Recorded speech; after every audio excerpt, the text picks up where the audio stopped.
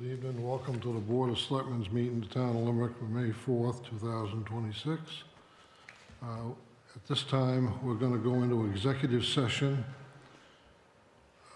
based on 1 MRSA 405 6A for a personal matter.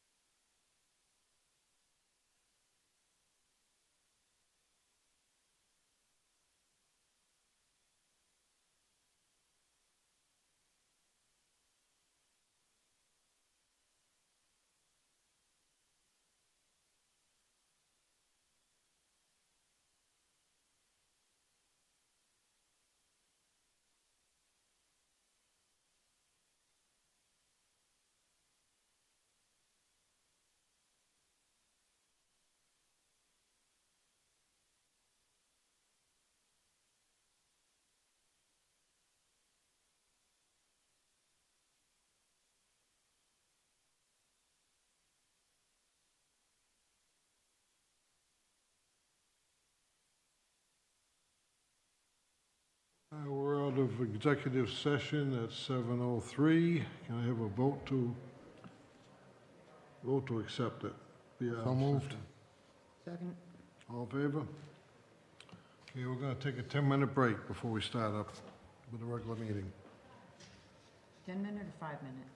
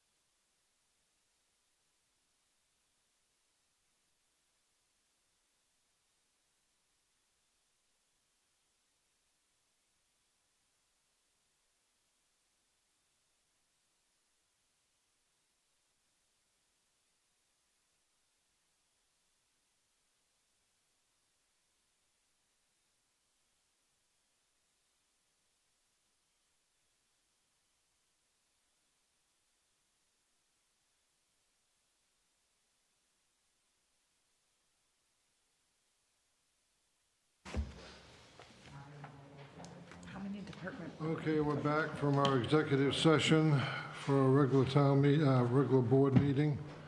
Hang on, we're not on yet. Yeah, we are.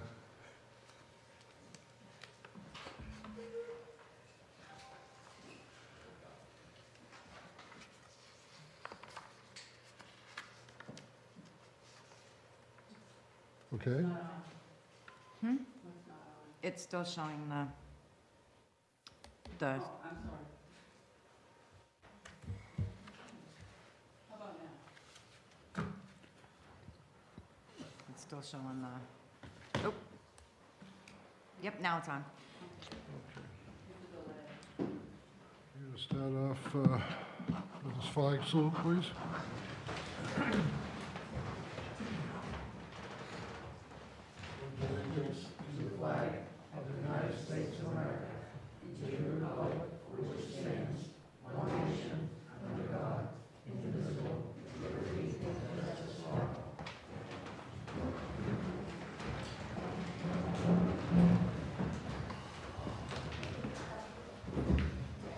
Okay, do I have a motion to accept this week's warrants?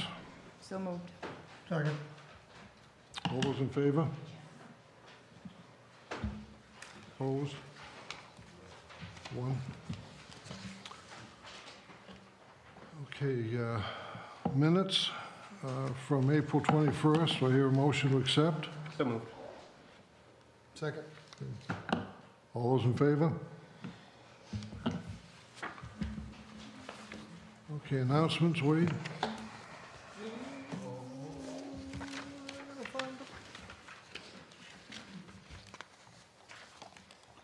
Thank you. The Select Board will meet on Monday, May 11th at 7 p.m. The Planning Board will meet on Wednesday, May 6th at 7 p.m. And all FOAA requests that require information from the Treasurer's Office will be filled, but not until at least the middle of May due to the workload in the office. As part of the hearing of citizens policy, no personal attacks on any individual or firm, including town employees, town officials, or members of the public, will be tolerated during any meetings.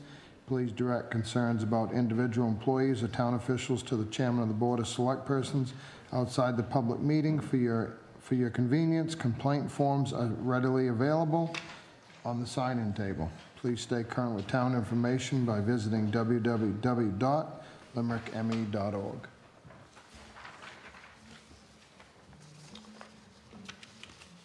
Okay, next department reports. Jared Welch.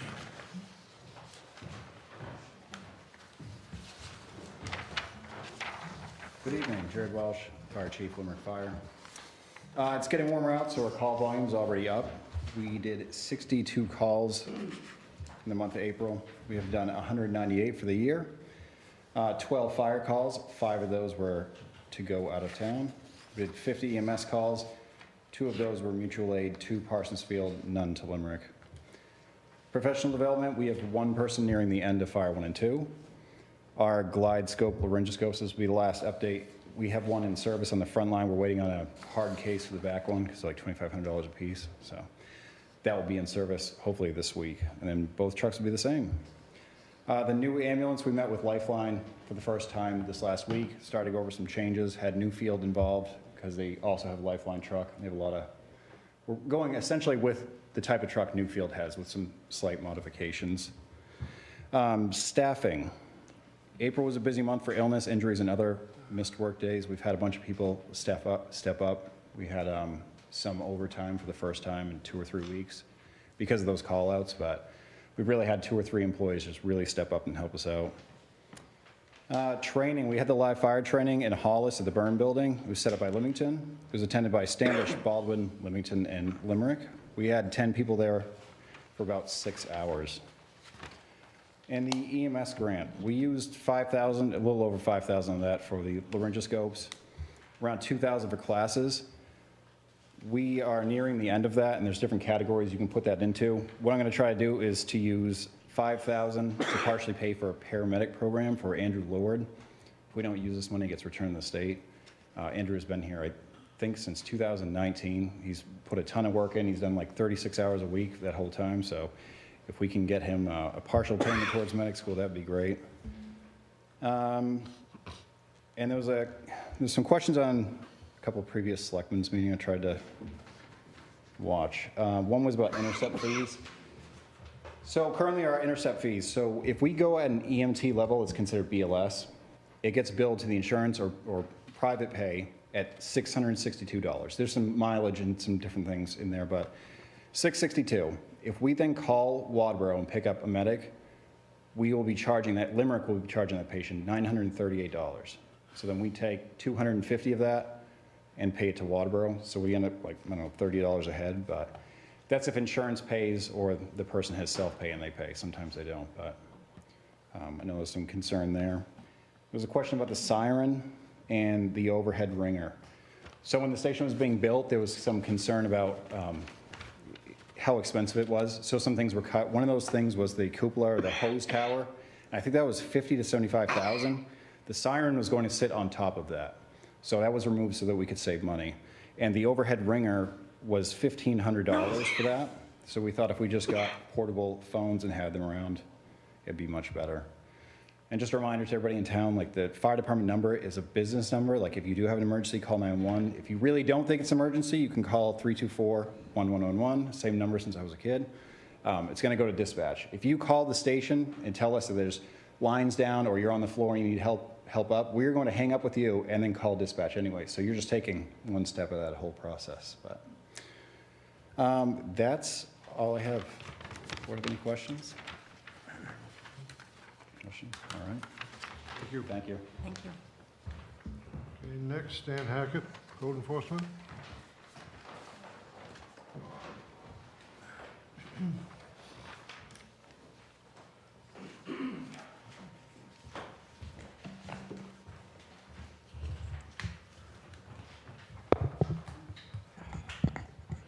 Stan Hackett, Code Enforcement.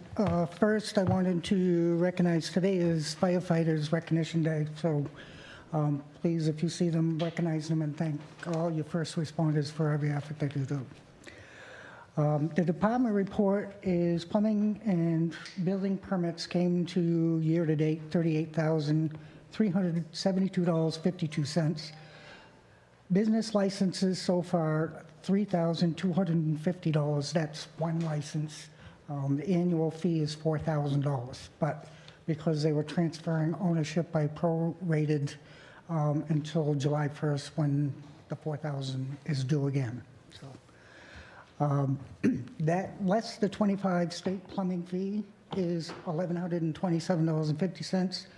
Less the plumbing surcharge is $165, which makes a minus of $1,292.50.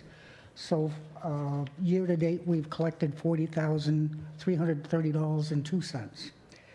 Total permits is 38 year-to-date. Single-family homes is 12 so far. We are just ahead of what we were doing last year on single-family homes.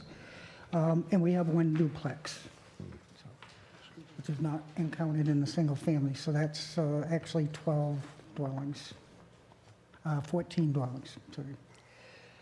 The next thing that I have, and you guys should have it on your agenda, is the Town Hill Grill has sold to Golden Crust, which is also auto in Brunswick.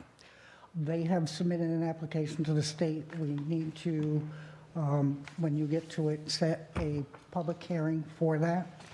I am waiting before I give you the official copy, but you'll have it before the public hearing. They are amending it to include wine and beer. So, and they also need to sign it, and then I'll give you the appropriate license to sign. So it's liquor is hard liquor. There's a beer and wine license that goes with that. But so far, that property has had no complaints and no police reports. As everybody knows, we've had an ongoing issue since 2023 with one of the lots in the business park. That was, came to compliance or satisfactory compliance as of Friday last week. I did appear with the judge, and we are continuing the consent agreement indefinitely at this point, so that if the violation reappears, The town will not have to go through the court, but we will reenact the consent agreement as a violation. The upfront fine is $46,961. From every day that is declared a violation is $2,500. I will have to, or somebody will have to go back to the judge and get a court order to order the town to remove everything at the individual's expense. So that's where we're at with that. One of the reasons people don't understand why we get a little more concerned and active with these type of violations, a junkyard or an automobile graveyard, or any opportunity where contaminations can get into the ground, the town has a liability to that too, especially if we don't act. And I will get to that next, which is right here. You had a email that I forwarded to you from a taxpayer that has requested a rescinding of a recycler's license that was issued now, I believe it's 4 weeks ago. Based on what the select board wasn't aware is that there was a scheduled public hearing. They weren't giving enough information. I didn't know it was happening because it wasn't on the schedule, so I wasn't present to represent the town in the violations. The town, the select board, the planning board, and myself cannot issue any permits if an ongoing violation, especially if it's a state violation, which the town is responsible of, not DEP. I sent you the email from DEP that kind of highlighted it. But in essence is when we give a license or a conditional use or a permit, in whatever case it may be, so there's 3 official bodies here involved, we're saying they're in compliance with all state laws and all ordinances. By doing that, if they're not, and in this case they're not, vehicles that are sitting on the ground or brought in, if it's 3 or more, constitutes an automobile graveyard. A junkyard is any materials such as scrap lumber, wash machines, old snowmobiles, et cetera, et cetera. If they contain contaminants and they are sitting on the ground for more than 180 days, in other words, exposed to storm weather runoff, that is a violation if the town issues a permit, a conditional use, or a license. The town is saying, okay, we're responsible. Okay, so we don't want to do it. Do we want to shut anybody down? No, but we need to get them in compliance. And we can work with the state. DEP issues their permits, and again, it's in the email, and I can share it to anybody that wants to see it. DEP issues their permit by rules based on the licenses, conditional uses, and permits we issue. So in one case, they issued a permit by rule for tires storage, increasing it extremely. The town can still limit its exposure because, again, not only is it a PFAS contaminant, but it is also a very major hazard if we allow it to get to the quantities it was, I believe it was in 2014, of in the realm of 50,000 tires. The fire department, and nobody can really realistically put that fire out. It pretty much has to burn itself out, which makes it an air contamination and a quarantine area. So I don't think any of us really want to go through those. And we've already experienced enough things that happened way back in the 50s and 60s, and we are addressing those. DEP was in today. They did do some exploratory poking around in the ground and did some sensory around the original landfill off in Central Avenue. They're coming back tomorrow to do some more testing. I sent you an email. I got a report Friday, which took me 3 hours with the individual.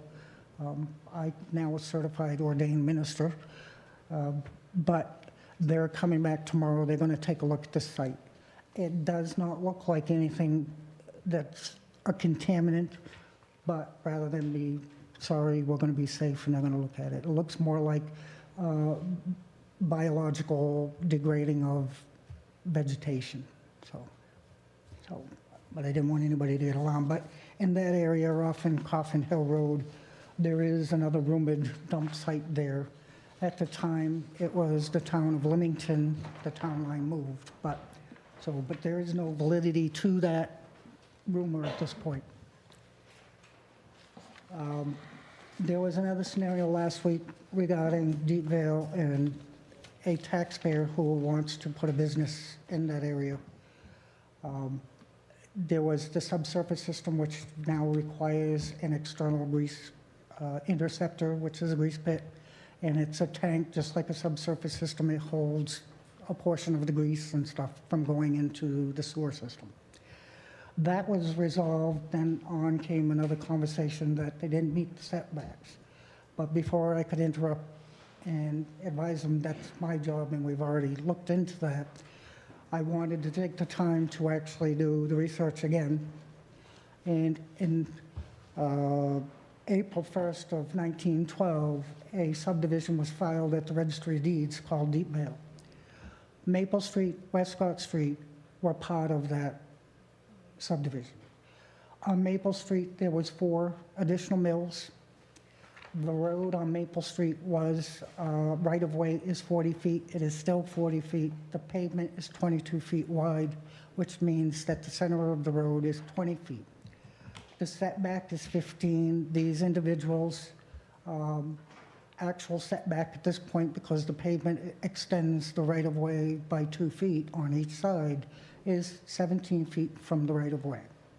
So they meet the setback, and there's no change. But I also did rediscovered that Westcott Street at the beginning for the first 100 feet is only a 20-foot right-of-way. So that is completely paved and then some. The utility poles on both of these streets, and I'm assuming Prospect Street, because that was part of Deepvale at the same time, are on private property. There is no written easements, but I'm assuming that since this has been going on since the early 1900s, late 1800s, that was just a accepted agreement at the time and continues to this day. But we did come in and make sure that the water in the sewer district was protected under the new law. And I thank the individual for stepping up and agreeing to do that. But it just turned into a very bad situation, made some people very upset. And I think that was unnecessary to that point. I think we need to communicate and ask before we start making our minds up and saying that you're in violation before you're in violation. So again, to reiterate what was announced, if you got a complaint, there's a written form. They're available on the website. They're available in front of my door. I know Portland has them. So please, you can also, it has to be in writing, so please, you can even do it in an email, which is what we received on that complaint to rescind the recycler's license.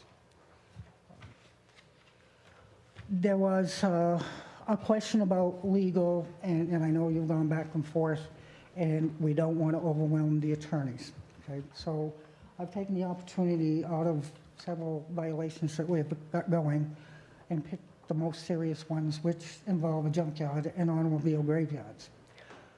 Most of these are in sensitive areas, very sensitive areas, so I have emailed those to the board. I do not want to step on the board. I have communicated, but again, we need to move forward. Some of these have been going on, again, since 2023, and I would prefer to move forward. Additionally, I'm going to write a new violation and remind them, but the next one really needs to have some more legal teeth, and usually what I do is I ask the attorney to write the third and final notice.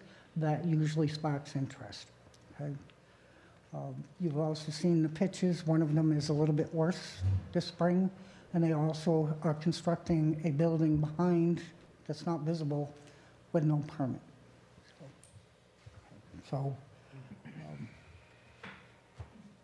Then there was another rumor that came up. When the new board came on board, there was a lot of questions on how things were done, if it was done properly.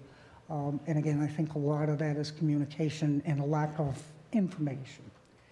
So Dottie and I were asked and told not to do the town-owned properties. We were told that we were doing them incorrectly and it was illegal. Nothing we did in the 2 years that we did this was illegal or improperly done. Ben was the lawyer for us. We followed every bit of his rules. What we didn't do after we established a template for the deeds, because it went from $125 to $500 to have the attorney do them, is we just changed the information and filed them at the register. The new property owners or previous owners had to file those at the registry deeds.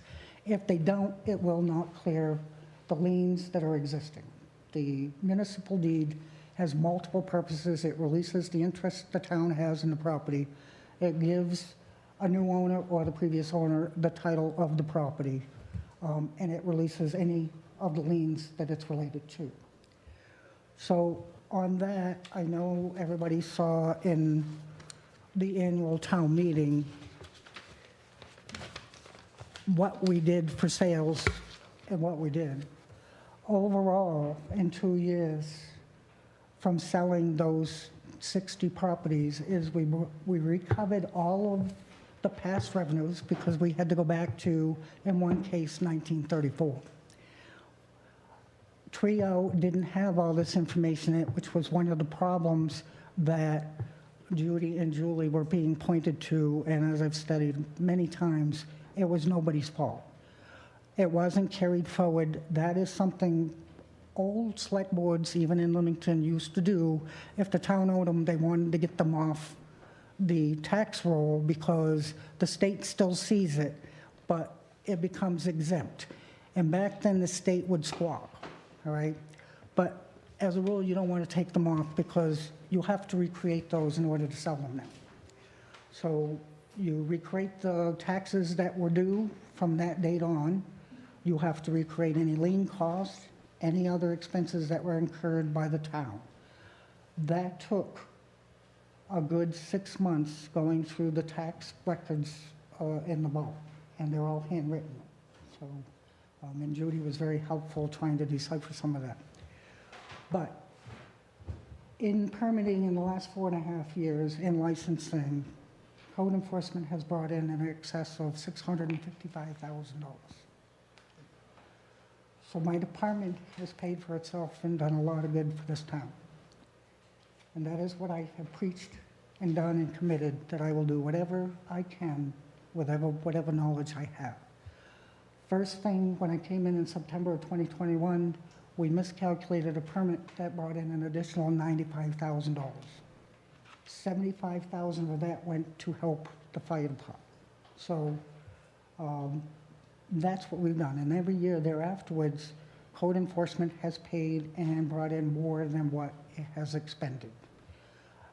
The expenses and bringing the revenues are two separate things. It isn't paying for itself, but it's in comparison. All right.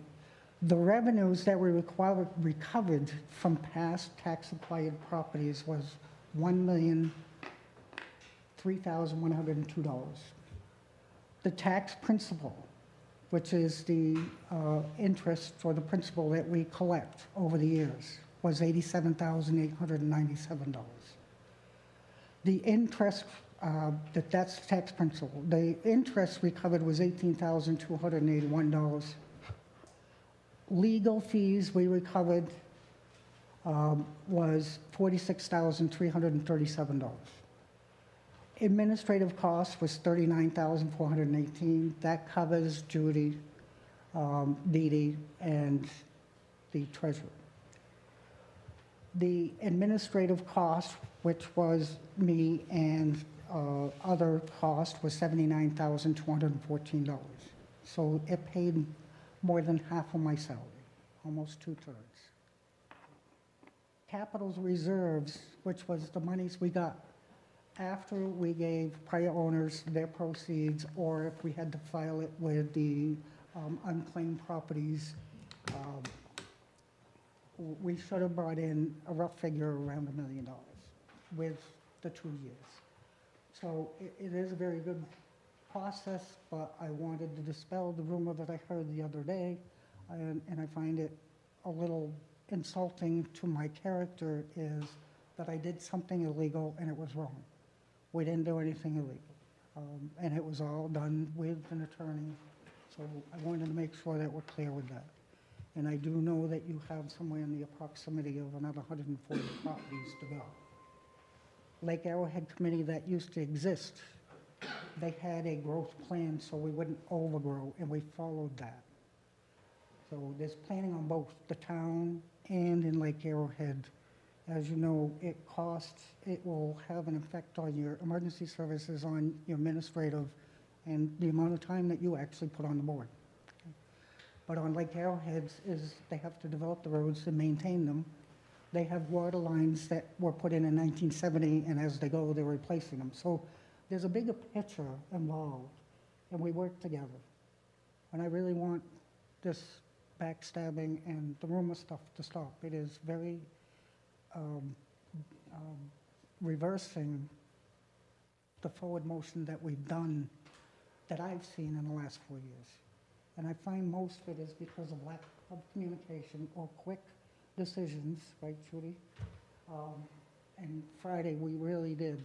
That just boiled my butt, and I called Howard and asked him to return my call, because it really was upsetting to know that somebody could make a judgment without even knowing the facts.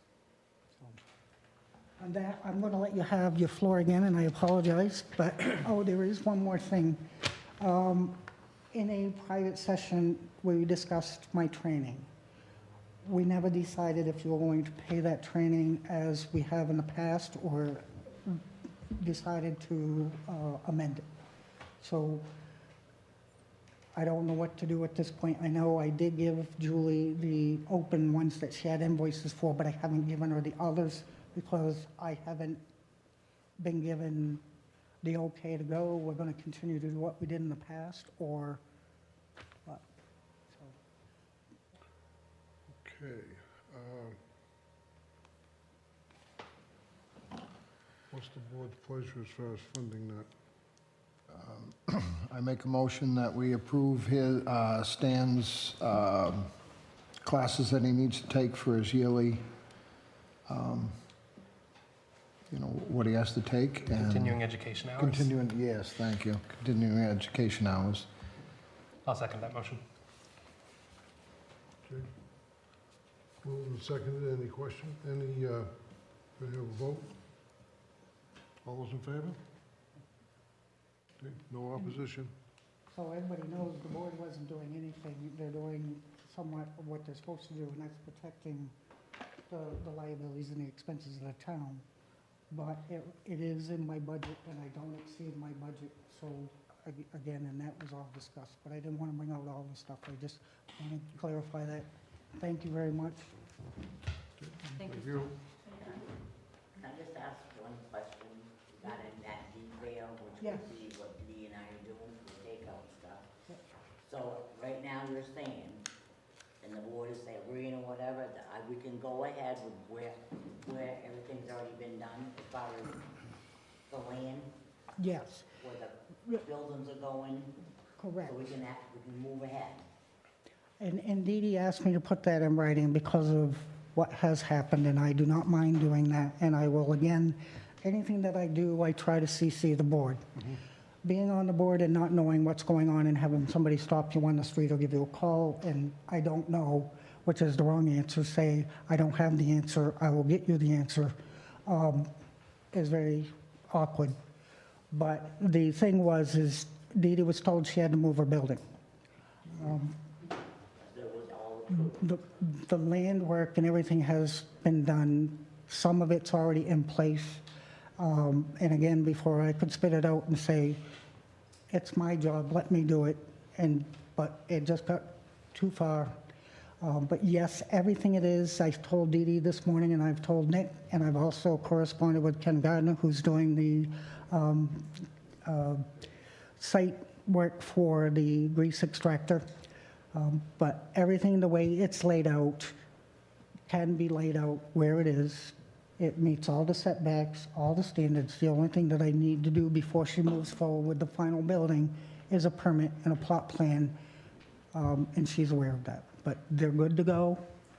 It is the business district, so again, there isn't a lot of regulation involved in this. So it's, that, It's been rough, but that we wanted to do it step by step, measure, what buildings can we order to have them built for what size. We got the okay, and when Dee Dee would recheck, is it okay if we go to this dimension, and it was, yes, okay. yeah, And then everything came apart again last week, because I was told by a person on the water and sewer district that we had a setback, we had to go back further. We already had the kids' boat, that was already placed, the takeout's already placed. You can't dig into that banking anymore, so, like I said, we weren't happy. We tried to do, like I said, I know how things are around here, been here long enough, a few back and forth and rearranging things. But this building has already been ordered, won't be until June, but again, we was told to step back.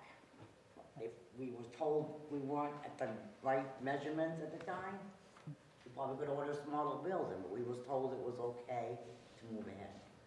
That's why I was upset, so I just wanna make sure now, if somebody comes up right then, that might be home watching it, that it's been approved for us to move ahead with what we have already dug up and placed in, ready, because we're supposed to have the foundation poured for that other building before they can haul the building in. But the building is complete, it's been paid for.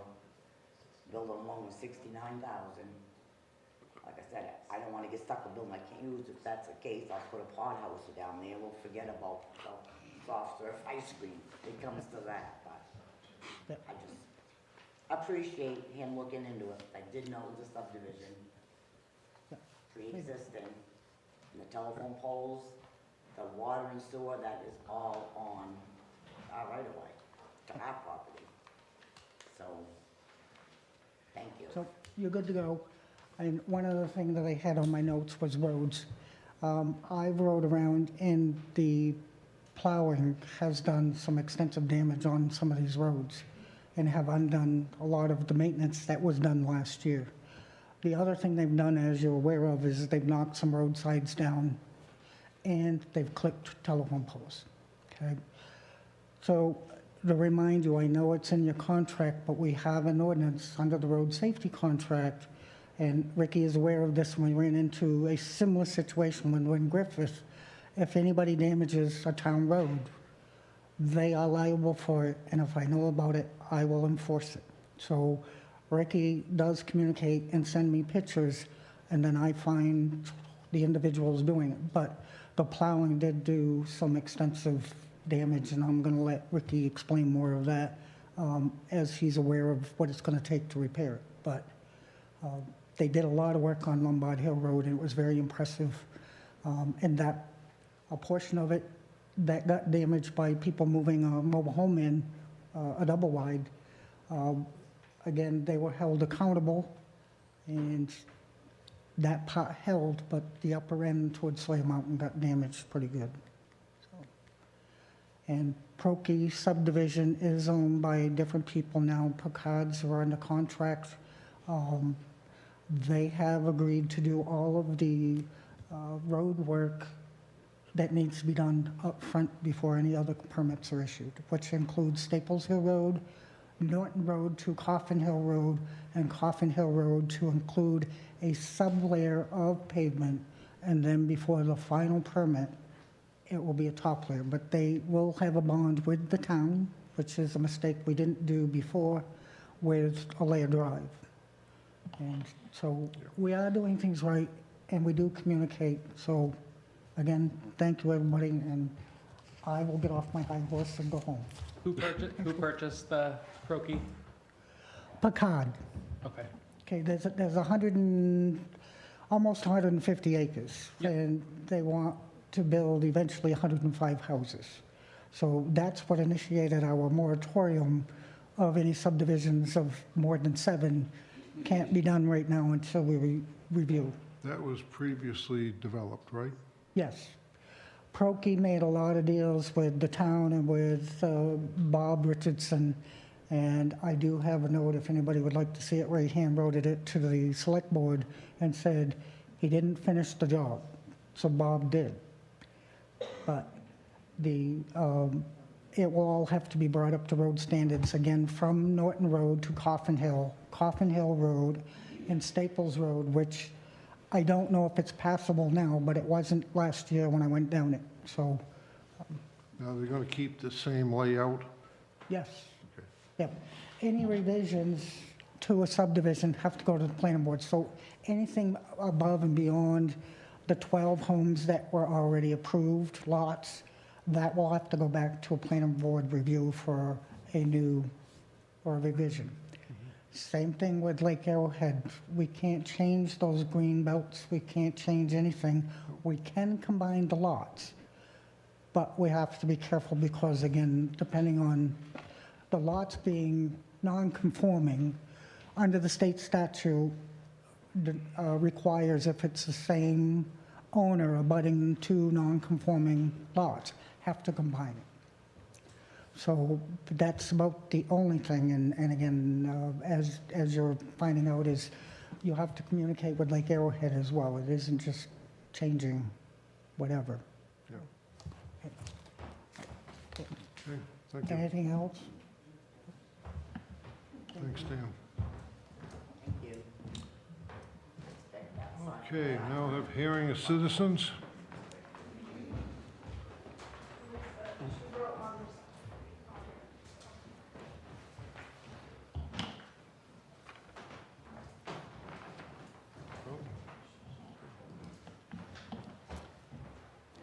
So I'm sorry I didn't get put on the agenda. I'm just going to give you a quick overview of what I'm seeing in accounting. So first I'm going to read this disclaimer. This statement reflects only my personal observations based on limited access tools and documentation available to me. It's not a formal audit, nor does it represent an official finding, and should not be interpreted as directing or evaluating the performance of any town official. Final determinations rest with the treasurer, the select board, and the independent auditor. So what I did was I took all the information about the fire department, because that's the biggest one on the spreadsheet that I gave you. You see that it's a negative $2,147,000. Of course, you can see that will also be offset by the $1.8 million of the grant that we received. But my concern is I'm still coming up with the same number, even into 2025, of being negative $347,763. I know because of all the adjusted entries that were done from the auditor and everything, and one of my questions is, are there source documents from the auditors saying why they did some of the adjustments that they did? Because it's hard to follow why they were done. Okay, thought that was going to be the answer. Second thing, is it possible, because I do have from January 2024 to September 2024 statements of the loan, and I'm trying to back into that to get an amortization schedule so that I can figure out what the interest, I know they're sending the interest and principal, but I want to know the exact date of the loan so I can back into that. And when I was going back and I was looking at the debt services, well, we raised and appropriated $100,000, but the account is actually over or negative $88,000 in 2024. And that's not good either. That has to be corrected. Also, what happened too, it got a little confusing. So they moved from the 49 account, which was the expense account for the building of the fire station. We moved $101,169 in interest out of that account. I'm not sure if that was the appropriate account to take it out of, because I think it should have gone to the capital account, but I'm not sure. So I just wanted to let you know that's where you stand on that. I've given you a forensic audit, and then I just did a self-audit. Oh, no, spreadsheet, is what I mean. So, and also FEMA in 2024, FEMA interest got charged. Hold on. Sorry about this. Take that back. In 2025, 731, 826, and 923, there were interest postings to the FEMA account, which there shouldn't be. That should be in the regular debt service account. And then also, we didn't budget for, because we had the TAN, so when you get to TAN, that's why you probably should have your contingency account, because you didn't account for the $3,000 that we had in the TAN money. So back on the spreadsheet, you'll see I have things in red that need attention right away. And I didn't get to get in to see Julie, so I'm not quite sure where she may be at. So you have the municipal account, account number 3-525. These are capital reserve accounts, is a negative 36201. That needs to be corrected because it says the beginning balance adjustment is a negative $14,000, which wipes out the beginning balance.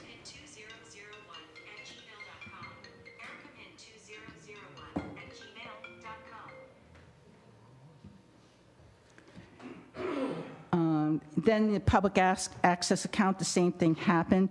That account's in a negative $7,760.78. That needs to be checked right away. Again, the fire station, and even after we move the 1.8 million, we're going to make it a beginning balance adjustment of $1,920,000, which brings me back to the $347,000 negative. I know we weren't that negative on that account. The Hollandville account shows a positive balance of $122,470.67. My calculation, I believe, should be about $30,000.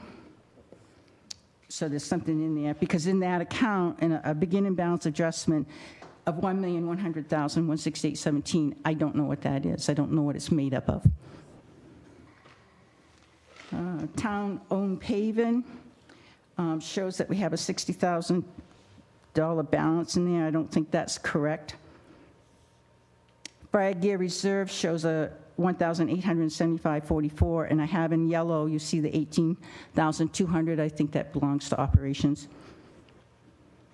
And then the fire building HUD grants, $1,800,000. That should be moved to the capital reserve account to bring that down to $347,000. If you look at miscellaneous relief indigent, and then revaluation, you see those two. I think the numbers got switched because the numbers are so close. $45,000 needs to come out because that was for the reval, and that's been paid in full. Fire department donation shows $27,074, and then when we first did the fire department loan, one of the things that was on the to vote on was to take the donations and put it towards the fire department building, and that's still sitting there. And then opera, that needs, I show a balance of $46,082. I know there's an issue with that, or it's been corrected. Corrected. So I did an audit, a forensic audit on everything. I maintained to capital reserve accounts because they're the accounts that move money quickly, besides your payroll. So this report, it's not a real audit. It's something I did to come up with this information.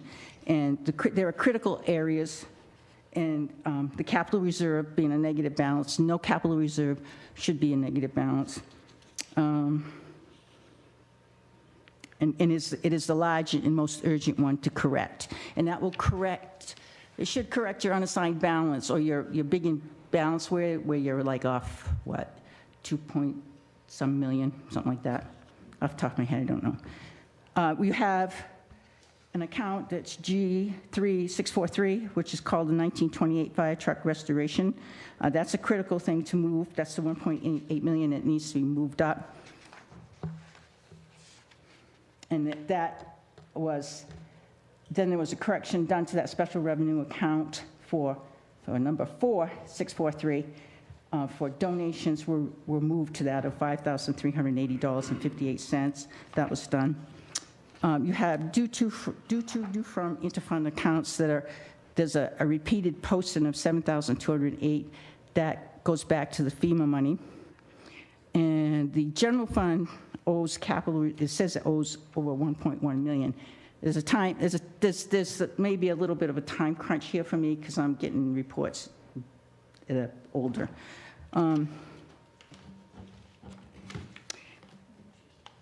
Stan just talked about it. He talked about the tax-acquired property not in Trio, and that's one of the things that's on my list. It's an asset account, and it shows a negative balance of $263,605. Properties are tracked outside the Trio system, bypassing audit trails and reconciliation, indicates long-standing problems in how tax foreclosures, redemptions, and sales are recorded. The ARPA fund, cash exceeds recorded fund balance and liabilities by $164,000. Fund balance was reduced without corresponding cash outflow, raises federal compliance concerns to ARPA obligations and expenditure rules. Rescue fund balance is a moderate issue. Rescue operations are generating cash and revenue. However, the fund balance does not reflect accumulated surpluses of about a $307,000 gap, but I think that's been corrected because right now we only show $588,225. The auditors showed over $800,000. And then when I was going through a lot of this stuff, on two of the capital accounts, 524 and 529, 524 is your regular capital account, 529 is the capital account for the fire station. There was an entry that went from the 524, the regular capital, of $377,000, and it went over to 529, $377,000. And then you see another entry of $58,635.58, which said Holland bill correction, and it impacted both those accounts. Then when you look at, there were debits and credits back, like a net thing going on with these two accounts. One was $232,000, and the other one was like $216,000. I lost track of what was going forward, how it's impacting the beginning balance of the capital reserve, because in 2024 or 2023, we ended with a positive balance of $143,000 in the capital account, and then I don't see what's happened or why that caused it. So it flipped to the negative $217,573. So that has to be traced. So what does this mean for the select board? Reported fund balances do not reliably represent reality, particularly in capital reserves. Large balances appear to have been created or carried forward without documented board review. Without corrective action, financial statements remain unreliable, capital planning decisions are distorted, federal grant compliance risks remain unresolved. Board level action priorities are immediate focus on reconciling the DTF accounts. They could be reconciled now. Investigate the 1.8 million. We know what it is. We know what we need to do. Initiate an ARPA compliance review. I believe that's already been done. Did they do the audit? They did. Short-term oversight. Required documentation of fire station financing and capital assets. Tax-acquired property inventory. Rescue fund cash to fund balance reconciliation. Structural improvement. Implement mandatory monthly interfund reconciliations. Require annual fund balance reconciliations presented to the board. Eliminate off-system tracking, not in Trio. Bottom line, this report does not conclude wrongdoing, but it merely clearly shows that the town's accounting records contain material distortions that require prompt board attention. It provides a practical roadmap to stabilize the town's financial reporting and restore fiduciary clarity. Any questions?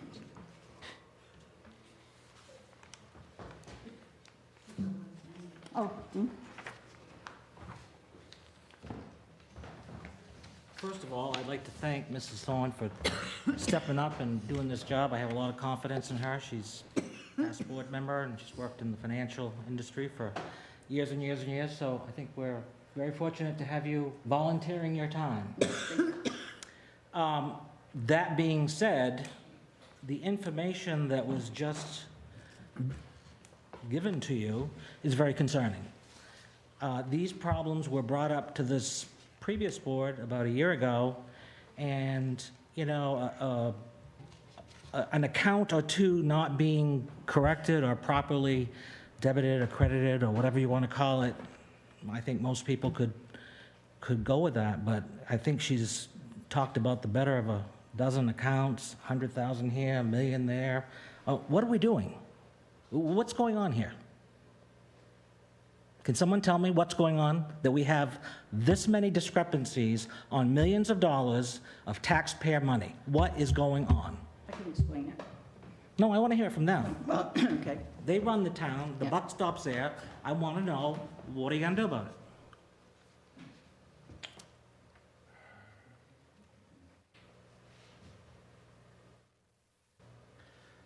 I'll say, I am very concerned. The board knows, I can't even get a report from that office. The townspeople passed an ordinance, the board passed a policy last November to provide reports. The townspeople passed an ordinance that she has to follow in March 13th, they passed it, and every week, 2 p.m. Monday, reports get emailed. Didn't get that last week. I was out last week due to a personal reason. Asked for them all week long in 5 different emails. Didn't get them today. She wasn't going to send them until 2 different board members came into her office and told her to send them. So I am very concerned with all of these issues myself. But without her even being able to print me a report, I don't know if she is going to listen to what I tell her to do with these numbers. That is what I'm concerned about with this. Well, I'm concerned that any of you could vote to pay the bills week after week because... I am not signing any warrants from here on out. What's going on? I mean, $1 million here, 300,000 there, 10,000 here. How can anybody in good conscience sign those warrants not knowing what's in the accounts? Well, and that's what I'll say. When I saw our bank account balance today, Which is what? According to this report, 1.789 million, which is less than what our ordinance states, 3 months, roughly around 2.1 million. So I will not be signing any warrants. I asked Julie about an update on the tax anticipation note, which I know is a lengthy process. She says that she believes that it is ready to go, and that she's going to check tomorrow to make sure. I'm going to follow up on it. What was that? I said, I'm going to follow up on it with the bank. So is the money there or is it not there that we have to go borrow money? I think what's happened, Dean, is there's been entries made in areas that shouldn't have been made. And what accounts, I can't tell you. No, I'm not an accountant. It does bother me, and I do share Brady's concerns.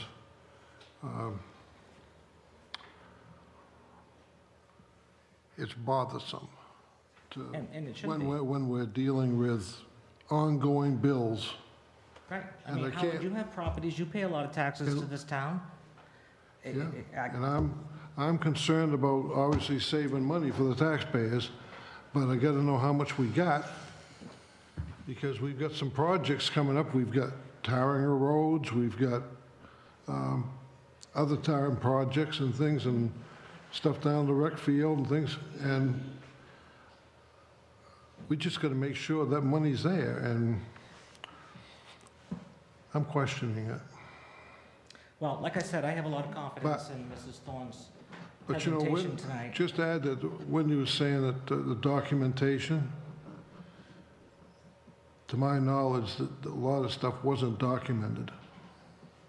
on the previous, the audit we just got done with. And that's one thing that, The source documentation?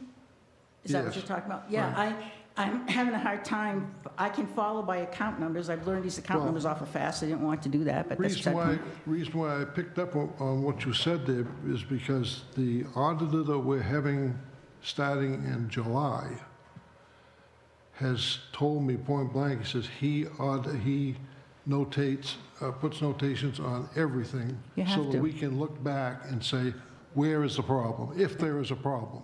And I did also And- notice that, And I'm concerned right now that when that auditor comes in, we pay him X amount of dollars to do the audit. However, if he has to go back like we did last year, and there was like, I want to say like 700 accounts that had to be let me worked with. I want to make comment on that, right in the middle of the audit or being, and I'm not passing judgment on anyone, I'm just looking at numbers, I'm not going to get into personalities or anything like that. I don't understand why you went from web-based Trio to, desktop Trio to web-based Trio, and there should have been balancing before it actually happened and balancing after it happened. And changing and reclassifying numbers could have that you could have done 5 or 6 a week or something, not the whole thing at once, because you had a lot of things going on at once. You had Hollandville or Deepville, I get those confused, and then the fire station. Like right when I was in with Lori and Julie, I said, the fire department is a long-term liability. It shouldn't show it should be on your government-wide financial statements and not in your fund balance. So that's what's skewing the numbers too. That will change, that should change it. I'm concerned because I'm having a hard time following stuff because I don't have the tools to assist me. I have to rely on someone else, and that's not saying that the person is not reliable. What I'm saying is that that person has a job to do, and I'm keeping track of the dates of the adjustments, and when I go through, going through 2025, it would be 321 adjustment, 327 adjustment, 319. There'll be 2 in a row. How many begin balance adjustments do we have? We don't have that many. And so I just wanted to give you, this is what I got, and I'm not claiming that I'm totally correct, okay? I'm saying this is my observation, this is what I see.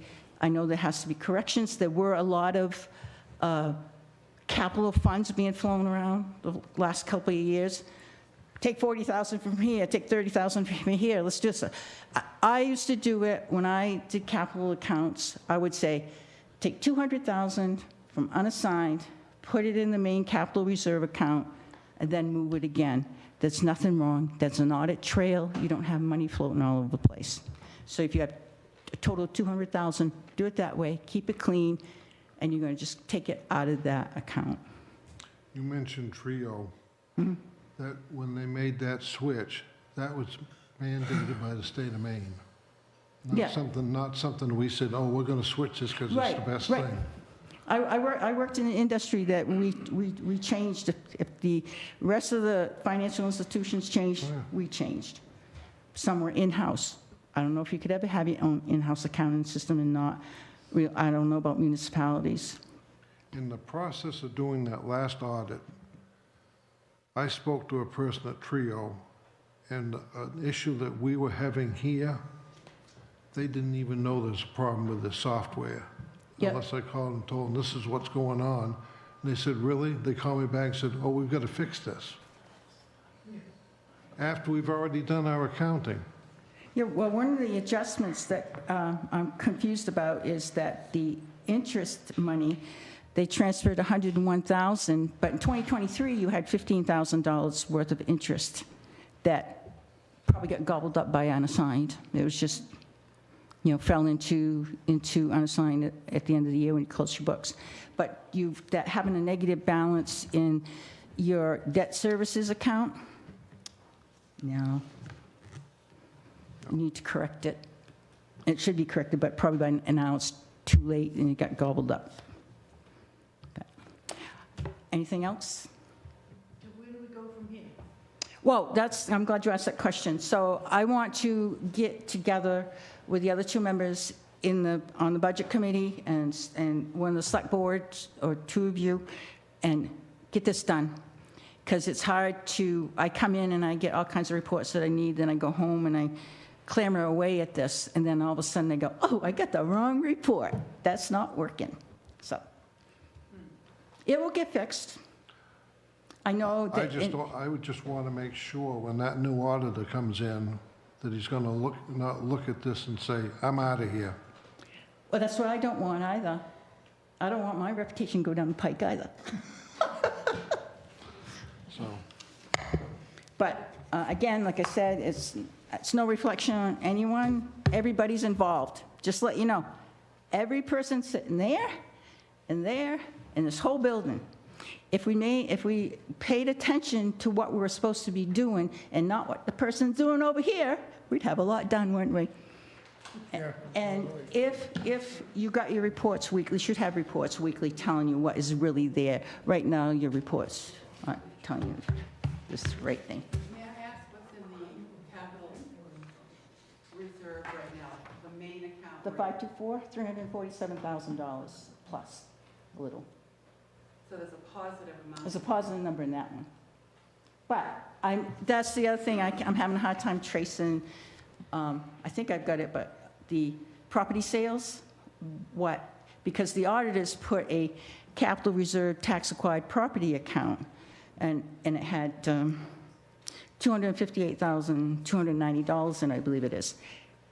I don't see it as a capital tax acquired account, or did it just fall into the regular reserve?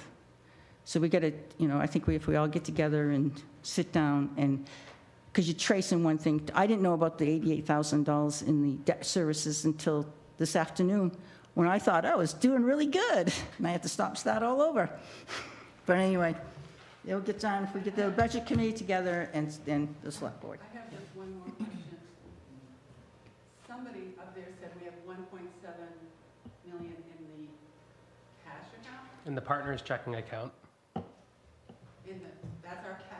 In the checking account at the bank, yep, that is. That cash is not in the reserve, it's just a number in the reserve. Right, right. The cash is cash, that's it.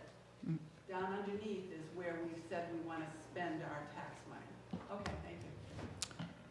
So the 1.7 million, did you do a calculation to see how far that would take you? I did not. I asked right before the meeting. Julie came in here to talk to me about something else, and I asked her. I said, "Is this what we have sitting in our partner's bank account right now, ready to spend if needed?" And she said, "Yes, that is plus or minus a little these week's warrants. That is what's in there." So do you know what the average amount of money that's coming out monthly? Not the most recent calculation, no. I mean, if you divide the whole thing by 12 and get 3 months, are you going to get like 1.8 million? Then you're sure. Last time I did it, it was 2.1. 2.1, okay. All righty, okay? okay, thank you, Wendy. Who's next? Lisa is. Yeah, she wrote down on the sign, so she's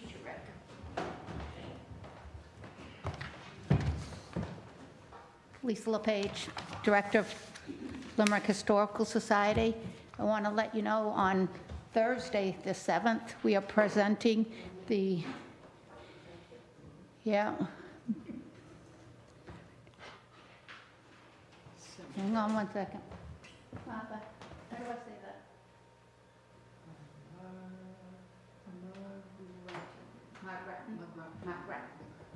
that?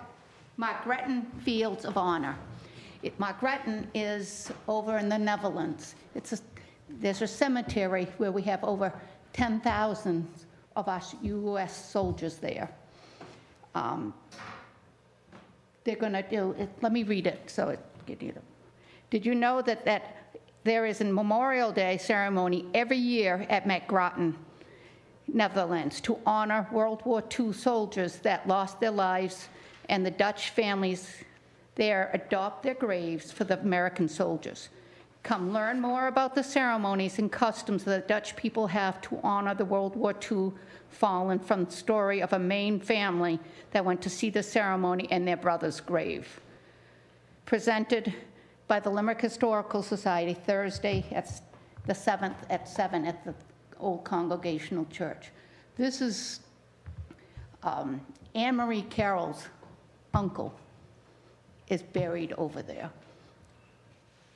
Her other uncle and his wife found him because in 1945, Maine had no jobs. He went to Connecticut to work, and that's when he enlisted. And on his, they all have their own white crosses with their name, their rank in it. But it says from Connecticut because even though his family was from Maine, he enlisted in Connecticut. Over 10,000 fallen soldiers are there. There are 58 Maine soldiers over in the Netherlands, non-claimed. We're trying to, I said, if we could connect one family to that fallen soldier, that would be awesome. It's going to be a very good event, very moving. I've seen the video, so it's very emotional. But yeah, we have 58 Mainers not accounted for. Or they're accounted for, families not accounted for. So, and then we'll be serving light refreshments after, downstairs. 7 o'clock. Thank you. Rick?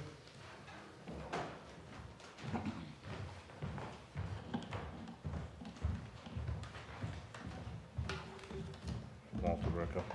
I'm just gonna make it quick because you guys are.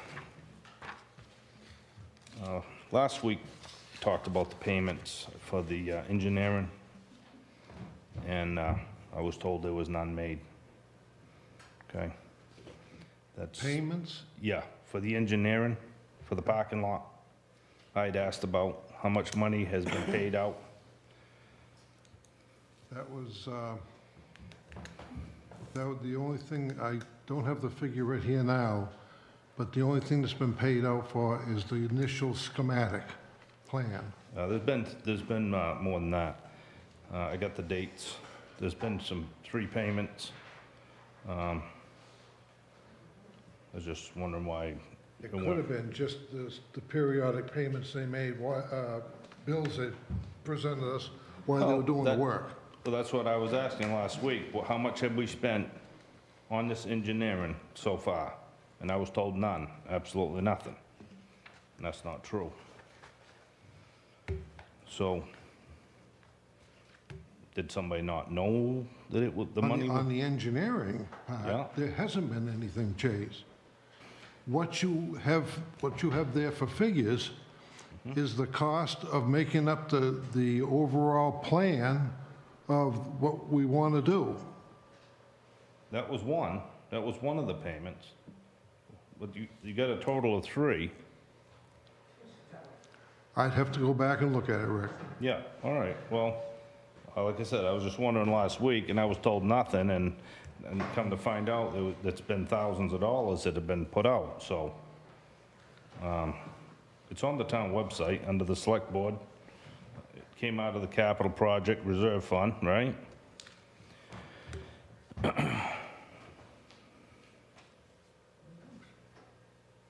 Maybe it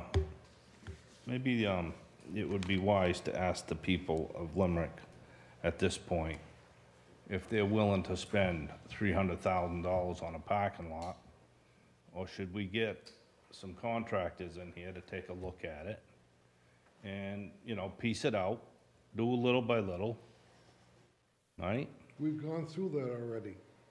You've gone As far as not bringing contractors in, we decided as a board that we were going to go ahead and hire an engineering firm because we have water issues out there. Yeah. and we have drainage issues for the building, that we did a comprehensive look at what we had to do, and they outlined like where we're gonna put, the approximate locations, the catch basins, but you also gotta, you've gotta understand that these guys are also hired to take care of all the state permits for the drainage, because all the water coming out of here is going right down into the state drainage.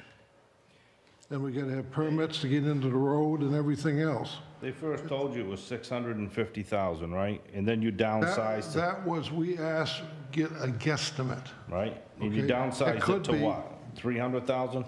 No, we didn't downsize anything. What we did, I told you last time you were here, you have a plan with a section A and a section B. Yeah? And we had that broken out for the simple reason, saying, okay, in this particular scenario, we said, let's concentrate out back, because that's existing. We don't have the big parking lot that we would like to propose out front, but we do, the big problem is out back. How many parking spots are you trying to get? 40? As many as we can get in there. How many do you have now? I don't have it in front of me. You don't know how many parking spots? Okay. I think. It was the maximum amount of parking that we could get on the property. That's what we were looking at. You know, I mean, if you take that whole hill, you could park 100 cars, but do we need that? Well, up here, Yeah, it's all ledge. yeah. If you want to spend to take the ledge out, I deal with ledge every day. I know what it takes. I do this, I develop too, you know? I just think that $300,000 is a big number. like I said, that was a guesstimate, because we asked, we want to know what kind of money are we talking here? A guesstimate is just that, it's a guesstimate. Now, you're talking more than this town can afford right now. We have not only this project, we're looking at other stuff too. Yeah, I know. And, And you know, we've got- I took a look at your tree project up there on the cemetery, you know, and just FYI, 3 of those trees are in CMP's easement. You might want to reach out to them and see if... No, you're in the wrong cemetery. Why? The one that we bid to take down is the one next to my shop. The old one. Yeah, the old one. We're It's talking got about 2 across trees. the street. That is on the property of the cemetery. But it's in the power easement. I was up there Sunday and I looked at it. That's not our problem, the town's problem right now. We're putting stuff out for bid right now. Rick and I went around and looked at different trees. We've got the cemetery, we've got some up on Lombard Hill we've got to take down, and there's 2 of them down by Steve Libby's. Those are being bid. I've got one company coming in Friday and another one coming in next week. Well, I was just concerned with the ones up by the cemetery, because you said something about a crane, and when you're using the crane, obviously it's more money. But that is not, that right now, that is not our problem. That is the Cemetery Association. They took one down last year. It's not. It's 3 of those are in the CMP easement. So all I'm saying is, Well, it could there's a be an chance you easement, Rick, could... but who owns them? The cemetery owns them. The cemetery is If responsible. you approach CMP, you might be able to get those done, those 3 done, for nothing. That's all I'm saying. They've already been down through there and done all the trimming that they're gonna do. Okay. So you know, all it picks I up the can call them, phone. but I'll tell you, it's probably gonna be a wasted phone call. Oh, well, you know, I spent 42 years working on the lines, right? I've worked with them all, from Canada to Miami. I'm well versed, so I would make the call.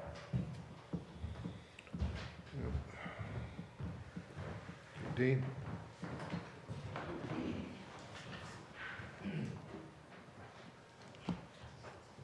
Last week,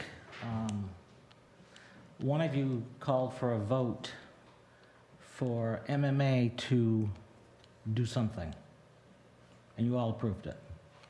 What was that for? the results of the last special town meeting. Okay. Correct me if I'm wrong, but we had the results of the special town meeting, and when the town clerk handed over the town meeting to the moderator, it's the moderator's town meeting until the end, Right. and it's the town clerk's responsibility to certify that within a certain number of days. So the town clerk had contacted MMA and got a response within a day or two of the election. So, and they were pretty clear on, it was a good election, it was a good vote, leave it alone. What could possibly have, what reason would the selectmen feel it necessary to step into a role that's not theirs, and it's the town clerk's responsibility? Because we wanted to get that situation finalized. I wouldn't say we. I was unaware that MMA got back to Dee Dee in a timely manner, and I was unaware that we, the select board, reached out on the select board's behalf until a minute ago. Dee Dee didn't get an answer. Okay. Dee Dee hadn't gotten a response. They wanted the board, MMA came back and wanted the board to decide if they wanted the legal opinion from them on it, because Dee Dee was having a hard time discerning because of how the meeting was moderated. Dee Dee did not have a decision after a day or two. So this email that she got on March 31st,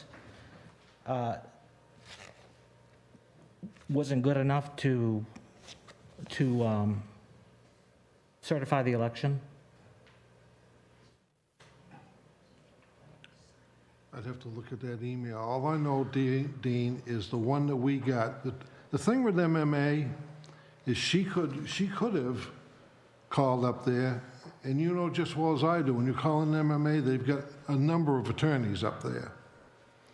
The one that I contacted to get that thing finalized, she asked to have all the video and everything sent up to her so she could review it. And the final analysis, she upheld the vote. Okay. So it's a dead issue right now. So without reading the whole response, it says, "In any event, the meeting has concluded, and I would not recommend disturbing the result as determined by the moderator. This would be different had there been a challenge of the vote or proceeding during the meeting." So the question was asked, it was answered. Why are we 35, 36 days later still paying this person over there when the vote, the meeting hasn't been certified? That's misappropriation of town funds. You have no funding to pay her. And she was told this afternoon, again, to reduce her salary by $12,200. Okay. Okay? So the pay week after the election, had it been certified, it could have taken effect then. But it hasn't been certified. Correct me if I'm wrong. If it's been certified in the last day or two, I'd like to know. As we sit here tonight, it hasn't been certified. Is that correct? I haven't heard from Dee Dee on if it has or not. I haven't heard from Dee Dee. All I know is what we were told that had to be done by MMA. And we went to them, obviously, before we went to we didn't go to the town's attorney because they're gonna cost us big bucks. I guess I don't understand why the board took it upon themselves, or someone from the board took it upon themselves to make a presentation to MMA, which could have been verbatim, or it could have been worded a little differently. Was it just simply to get full clarification, or was it presented in a different way that we might get a different answer? never done that way. Okay. So the bottom line is, as we know tonight, which is May 4th, 5th? 4th. She's been paid 4 times illegally. That's misappropriation of town funds.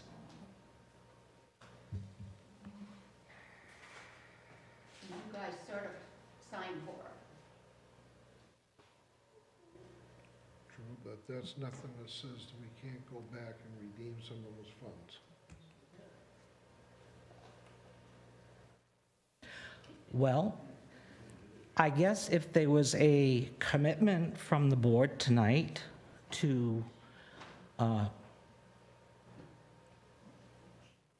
fix this error with the money that's due, the overpayment, and the election is certified tomorrow, because next payday is Thursday, I probably would say, okay, you fixed it, it's been brought to your attention, let's let it go. But 4 or 5 weeks later, no funds, this should not have gone on more than a week. And for her to be, she's submitting the bills to you folks, and you're approving it. So at the end of the day, I think Kathy Ward came up here about a year ago when we started the first recall, and she says, well, at the end of the day, you guys are gonna be blamed. You signed it, you paid her, it's misappropriation of funds.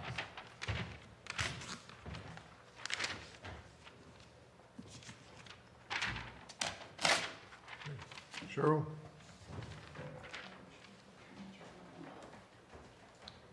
I don't know why everybody's getting their panties in a twist. She's been cut $12,200 from her budget. Okay, she's still in office. She's in office until what, March? Okay, this coming March. She's not spent that $12,200. She has not put that $12,200 in her pocket. It's still in her budget. If she gets a few more dollars this week, by the time everything comes out in the wash, she's going to be out $12,200. What makes the difference whether it's weekly or at the end of the budget, as long as she doesn't spend that $12,200 and her hours are cut? What is the big rush? With that methodology, you could say that she could request her full payout right now, and if we approve it, we could pay $47,000 in one lump sum. And not show up the rest of the year. Or, Oh, that's nice. or the reason why I have an issue with I it, was talking to him. the reason why I have an Well, issue I'm with at the it, podium. and I've signed one payroll warrant since this election, is according to our town ordinances and our housekeeping articles, if we do not have an approved budget, which we have not had an approved budget for that department, we still do not have an approved budget for that department because the vote has not been certified to my knowledge. We can't, there's no operating budget for that account. We're signing warrants to pay that department with money that's not there. I don't know how we're supposed to do that. If it was any other department in this Oh, town, yes. it would be an uproar. Yeah, okay. That's all I'm saying. And I'm saying if people, following up on Steve and Wendy about harassment and just leaving people alone to do their job, throwing all this extra stuff on anybody, town clerk, tax collector, treasurer, Courtney, now that she's new, I imagine everything's going to be just dumped on her desk. Leave the people, the employees, alone. Let them do their job and stop harassing and just dragging things out. I can't agree with that statement more, Cheryl. I cannot agree with that statement more. Why? It's the law of the town. To leave people alone and let them do their job? No, I'm saying the harassment I agree that with has you. been going on, okay? I hope the citizens and the board stops harassing the people of this town. There's some people that come every week, I'm not gonna say names, that harass people I'm of one this of them, town. but I have I'm things not I saying want that, out but in the public, and I answered. I just hope that the people who Jared, preach what Jared they, answered practice my what they questions preach. tonight. That's all I'm gonna say. When I see him again, I'll thank him. Yep. But you don't know anything if you don't ask questions. True? Let the people do their job. If they have questions, that's fine. But there's also stuff that's going around in this town that needs to be brought out to the public.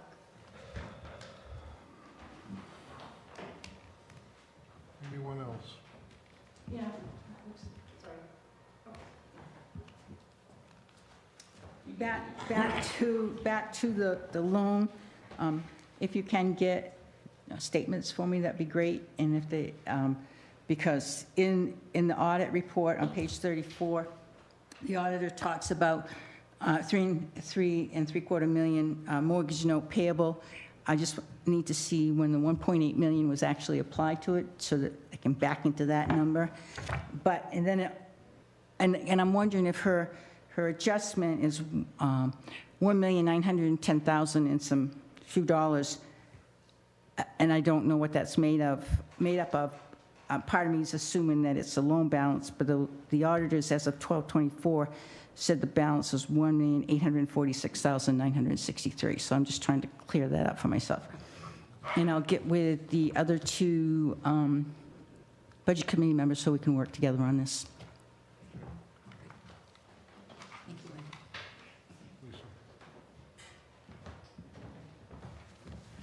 Just asking for clarification, Howard. Town policy. Budget does not pass. Special town meeting, budget is not certified. What is the policy for payment? That account has zero money, correct? I'm asking for clarification. And this isn't harassment. This is, I need my pocket dollar is coming into this. I cannot state that verbatim. I will look into it and get back to you. Always been It's written. policy of the town that if the budget doesn't pass, that budget has no money. True, in this case, Just ask me, why does it make this case special? The people spoke. there was a, put it this way, there was a Yeah. question about how that vote was amended and so forth and so on. That is why we got involved in it, because Dee Dee was questioning some stuff. We wanted that, we wanted it taken care of. Right. Now, whether certified or not, the fact of the matter is, that holds right now, Correct. because the voters have voted. 4 of the selectmen voted for that. So then they turn up tail and decide they're going to change it. It was stopped, it was clarified with Dee Dee through Stan, and she said she was all set. If she's all set, the vote was taken. Before any vote was taken, it was cleared through Dee Dee. She was all set with how it was worded. And there was a question that came up, and that's why we went to MMA and had them review everything and give us an opinion. Okay. Fact of the matter is, as far as I'm concerned, it's a done deal. But it's not certified. Well, okay, other than getting the signature on it. But we're But paying it's her. voted. The people have spoken. And we don't keep paying her all the money in the last month and a half. Oh, now we're going to you got to get no money, but you got to keep working. She owes it. Anyone else? So next week, we're not gonna get this same road around. Good. Somebody needed out. How do you figure out how to take $12,000, subtract it, We'll have to deal with it, Martha. I got an expense summary, and the expense summary didn't have a budget number for her, so I'm assuming it's being waited on to put the correct number. And whatever way it goes, whether at this point, it has to go with the 12,200 less. But even if it had gone with the full amount, there would have been a beginning balance adjustment, that's all. Okay, any other questions?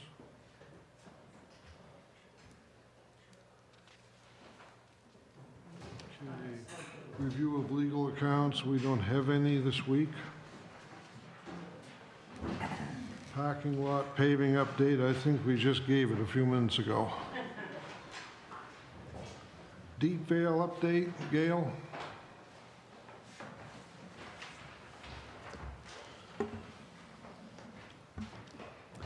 Tomorrow, on Wednesday, there will be a construction meeting.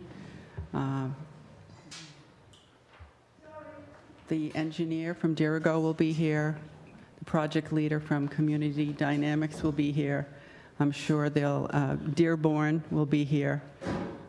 I think the Water District will have a representative. They will submit invoices. That contract was $908,000 with Dearborn. They are estimating it's going to be completed in 90 days. Maybe it'll go another 30 before it's done. So the $908,000 is going to be reimbursed by CDBG, a HUD grant, as it happens, and the town will have to have $227,000 available starting Wednesday of this week. They're down there working diligently. They have been there since April 4th. They're doing a fine job, and they're trying to do their very best to do it as fast as possible. So do you need more information for cash flow than what I've given you? Because there's other bills that will come in from the engineer and from the inspector and from, we'll leave it at that right now. Do you want any information as to cash flow? Because it's going to happen in the next 90 to 100 days. There is a schedule of payment on that, I believe, right? Not to the exact dollar, but if it's $908,000 and they submit $300,000 every time they show up, it's pretty easy to figure out. I'm just wondering. But there's other,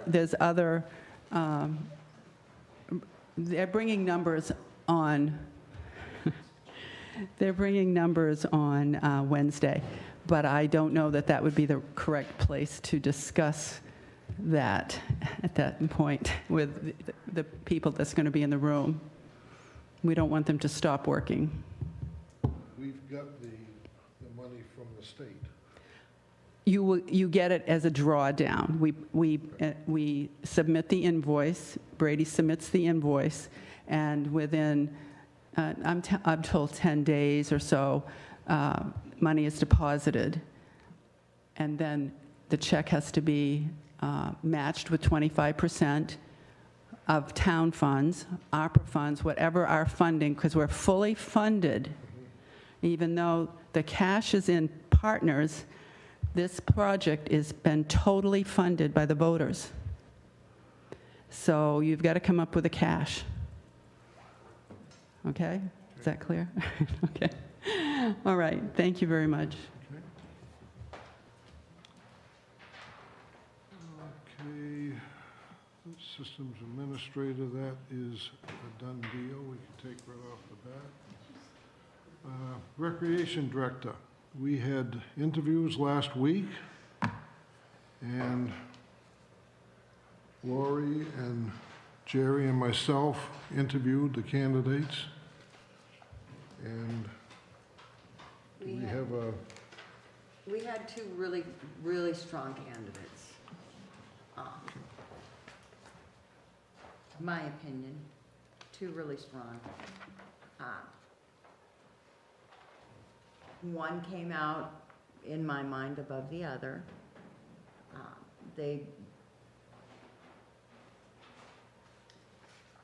I'm just gonna say it. Audrey came in prepared with a list of activities that she would like to plan for the community, ranging for all sorts of age groups.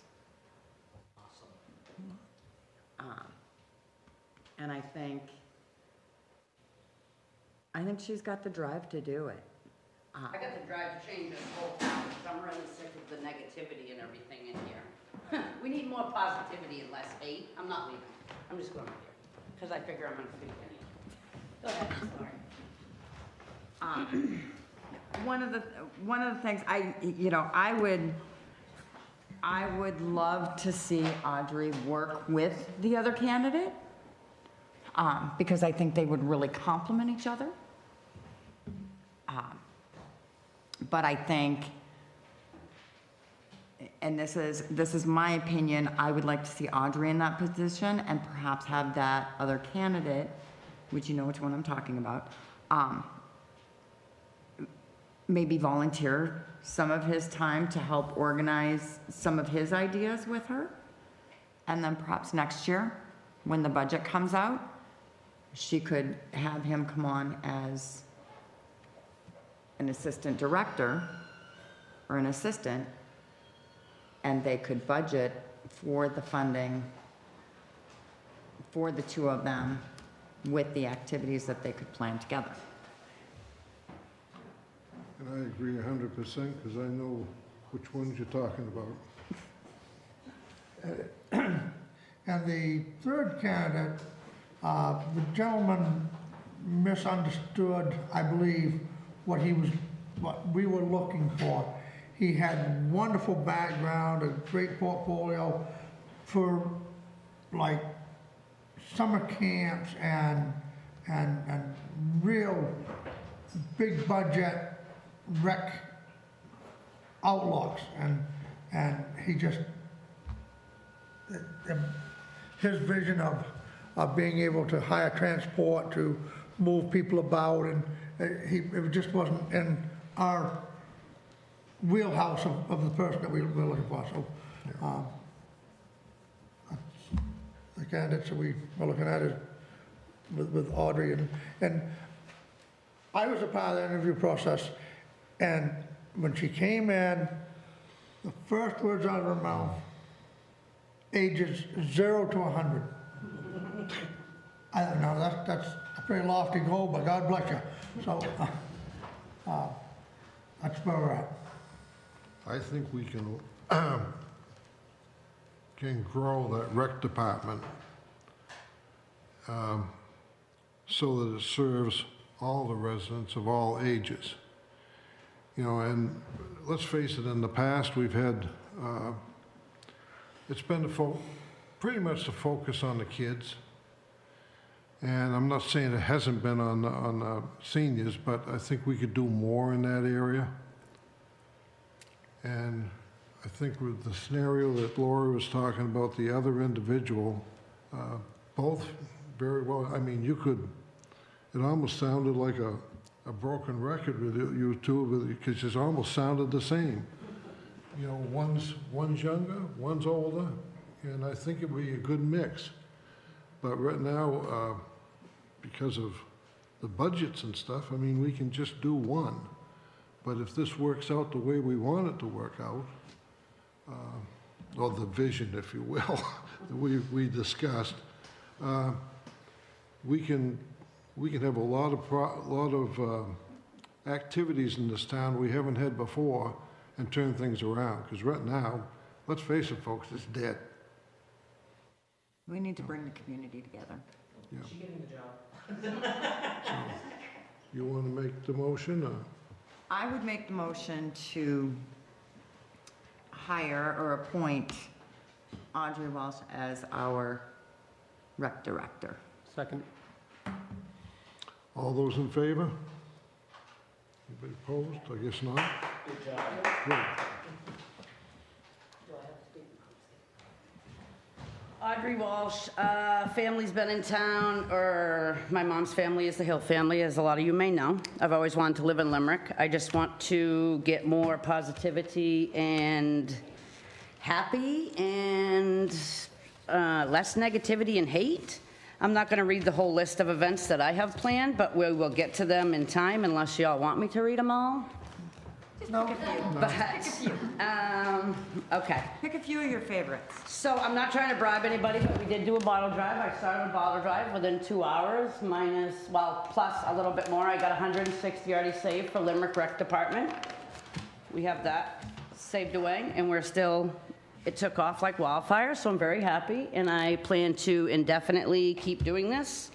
And let me see if I can find my list of goodie bags that we have planned. She came in here all organized. I know, for once. No, I'm just kidding. Let's see. I don't know which ones we really wanted to, like, pinpoint, but anywheres from egg hunts, Howard volunteered that we could, or asked, or said that we could go to his facility and try to do a big egg hunt for the community, all ages. Car washes, party in the park, or block party, or concerts in the park. 50/50, ice cream socials, tie-dye t-shirts, movie nights, kickball for all ages, baseball, softball, wiffle ball events, and family events. And I have a lot more longer list, but I'm not going to bore you guys with my boringness anymore, because now you're going to have to see my face even more and deal with me. But anyways, thank you all. Look forward to getting... For Halloween and Christmas. Yes, ma'am. Your neighborhood Grinch here. And I'm hoping to do like witches on the water or like zombies or ghosts or something on Secocas Lake. I know 4th of July is going to be a big family thing for everybody, so we'll try to like change that over to something else, maybe Christmas in July or something like that. But I look forward to being a part more and working more in the community, and hopefully others will come and join us. Thank you. Congratulations. Thank you.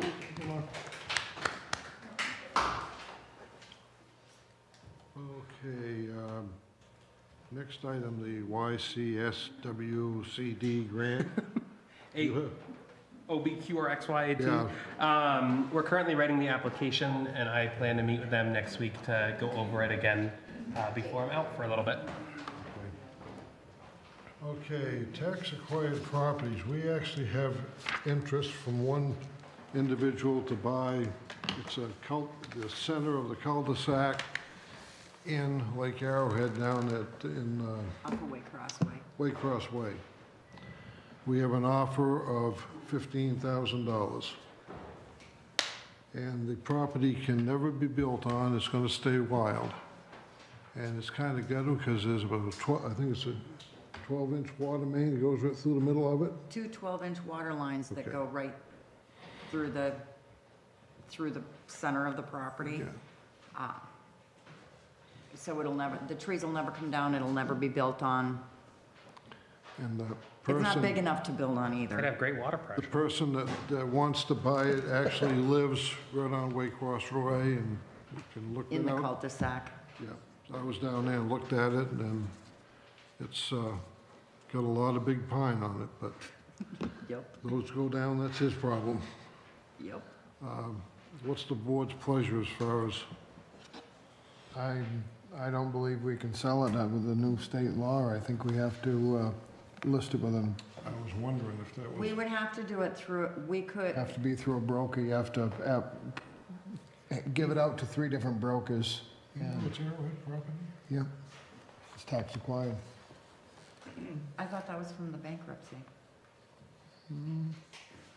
It's different if it's tax acquired versus town-owned, so. Okay, so we gotta go through a broker? It all depends if it's tax acquired or town-owned. If it's tax acquired, we have to go through a broker. If it's town-owned, we have the possibility of accepting offers, because we did that with I'll have the to check in more. on that. I'm almost positive that's tax acquired anyway. I don't think so. No? I don't, no, because nobody's owned it. It's a Lake Arrowhead center of the cul-de-sac. Is it? Because all of the properties, even the ones, Does that go against our agreement to sell any? Does it go against our agreement to sell any lots, because it's not abutting a property That's one part, it doesn't abut. and it's not buildable? right, It's not abutting a property, right? And right. so we're not selling it to an abutter. We're selling it to like a neighbor. Yeah. Okay, so I will, well, or Howard or Jerry or Wade or Brady, do you guys want? I'll look into it. Okay. Look into it this week, see if we can, see if it's one that we can sell. Okay, pickleball court, I'm still waiting on contractors to give bids. The next one, porta potty, I emailed them and let them know that we approved it. I asked them to give me a date on when they're gonna take it away and bring it back, and hopefully it will be before Memorial Day weekend. Okay. Alpha 1 proposals, everybody read that? Yes. What's everybody think? Well, aside I- aside from the fact that we can't afford it right now, or, you know, I think that it would behoove us not to do it, to cover the town's risks with the ADA requirements, have the eyes on it. Just to make sure that we are in compliance, especially with Justice Department still watching. The concern I have regarding that whole thing is we already have an engineering firm looking into it. Now, last time I know, these people are all well-versed in ADA requirements, and now we're having to bring another company in. It just, I don't feel it's needed, but that's my opinion. And it's not usually needed. It is because of the agreement you have with the Department of Justice that they are asking for it, because it's so closely scrutinized. They want to make sure. And so they're asking for $1,500 to pay an expert in the field. They're not an expert? No, they're not. They don't claim to be an expert. They're very knowledgeable, and for most clients, they don't do this. But this document and this agreement that's in place until 2027 is driving it, is driving the request for the $1,500. And the committee is willing to do the work on the transition plan, but we want to put eyes on it with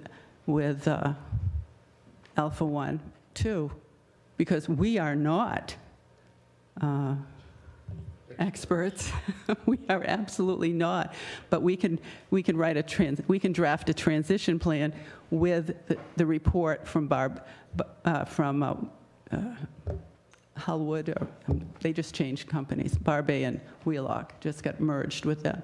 So we're asking for less than $2,300 to make sure this is rock solid, so there's no risk to the town. Okay, thank you. Anybody else have any comments? You guys have any comments down there? I mean, I don't know, these are not reliable reports, but the capital project account for the Bricktown Hall has a zero balance in it. So I don't know where this money would come from. Once again, I know there's money appropriated for it.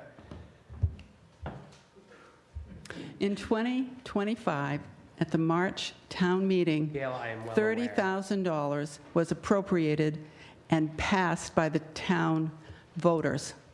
March 13th, 2025. The treasurer has yet to put it on the books. She put 3 other projects on the books and drove that account into the negative to the tune of $115,000. But this project, she wouldn't do. Help me out.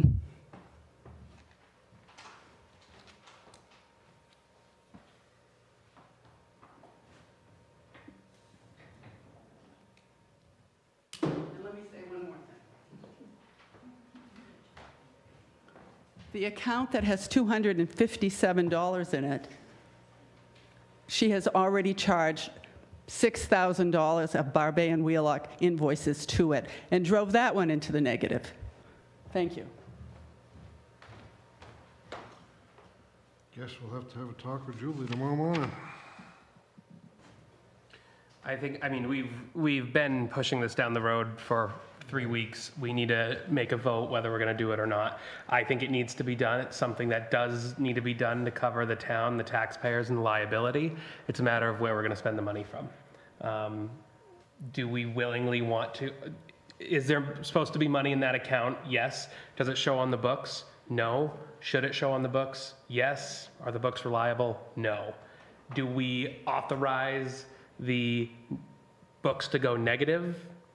I'm not signing warrants for a certain reason because I don't trust them. So I think we need to know where the money is before we vote on it. The money is in the $30,000 that the voters approved. What is stopping the treasurer from recognizing it when she recognized 3 others that were voted on the very same day, and you've been spending that money? Help me out. I don't understand it. I just made a note to find out tomorrow morning. Finding out and getting it done. Well, Not you. I know you'll ask. I know you'll ask. I'd like to see it in black and white on a piece of paper. well, so wouldn't I. But Brady's point is, we can't vote on that tonight and guarantee you that we'll sign the warrant because the money physically isn't there. Well, then you're going to stop spending a lot of money real quick. Exactly. Maybe that's what we do. Yeah. While you're up there, I got a question for you. Sure. After we get done all this,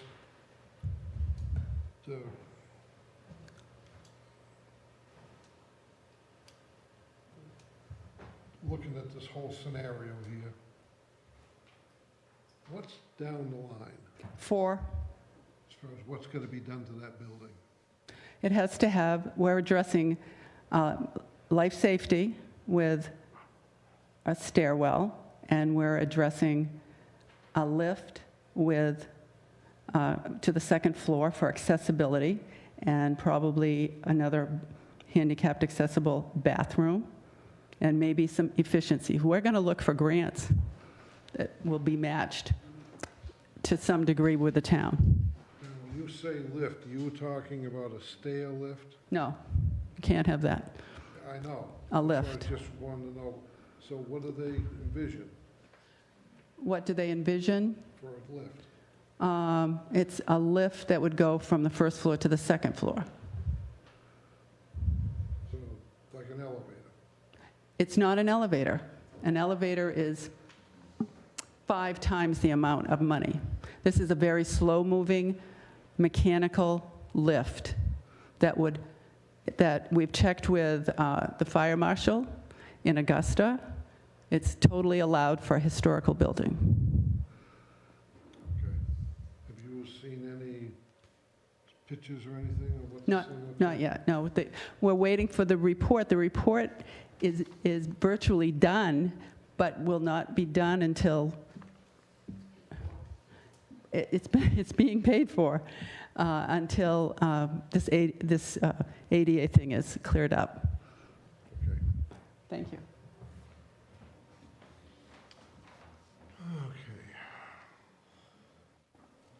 Okay. Next item.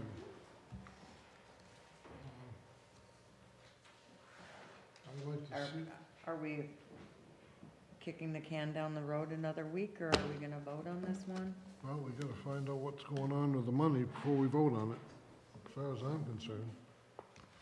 I don't see how we can take a vote on it. So you'll get together with Julie tomorrow and have the, Yep. Okay, next item. Excuse me, Nope. just one more thing. You voted for people tonight to pay them. Okay, new people. Why not a hiring freeze? If you're concerned about immediate cash, you're voting for other things that cost money. Okay, but not this. I'm just saying, why? You know, if you're that concerned, and I think you should be, in the places where I came from, there'd be a hiring freeze, there'd be a stop spending to all departments except for essential things right now. That's been my experience. Anyone else have any comments on I think we have to we'll just find out tomorrow and go from there. Do we, I don't know how appropriate this is, do we want to take a vote on this subject to availability of funds? Well, I mean, what's the game?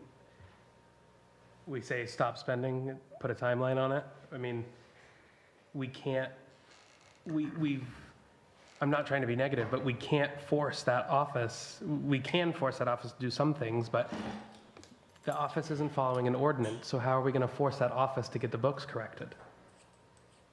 Does that make, I mean, does that make sense? Oh, I agree with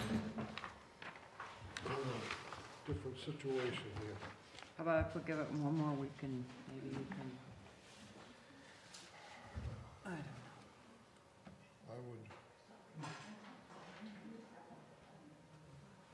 I don't think we got much choice. Let's bring it up and vote on it next Monday night. In the meantime, I'll talk to Julie and get that exact figure, if possible. Okay, next item. I'd like to propose changing the meeting nights from Monday to Tuesday, so we get away from this dealing with all the holidays.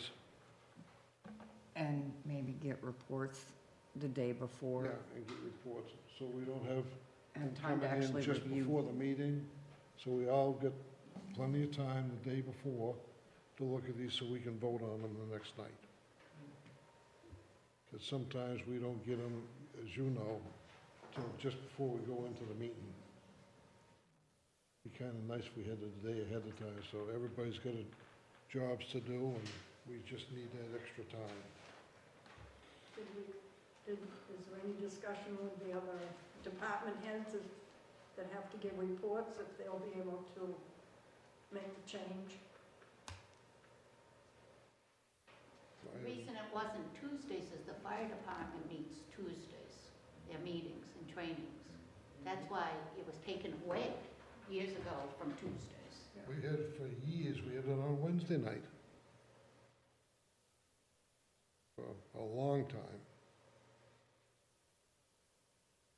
But I think based on our review of the bills, because the bill pile is getting pretty thick, there's a lot of stuff to cover there.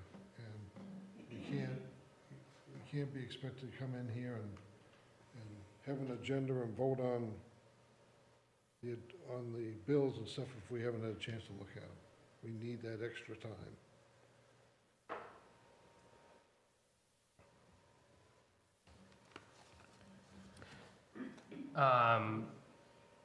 Tuesdays would interfere with my schedule of working, not just at the fire department here, but working at Newfield Fire as well as the hospital, my other jobs. Tuesday is my day off from my primary job.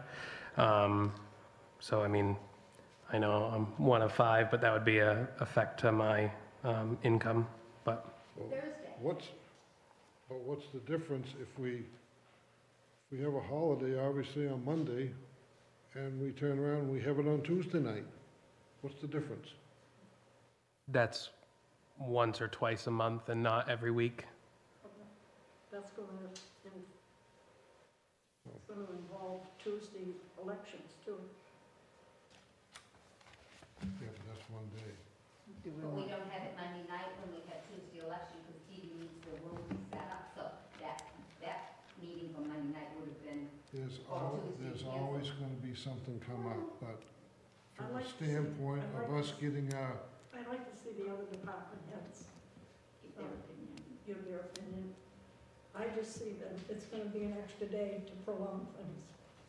If it's not getting done now, it's not going to get done if you add another day. Can't they be It's prepped just- on Fridays? I don't agree with Can't the that. warrants be prepped on Friday?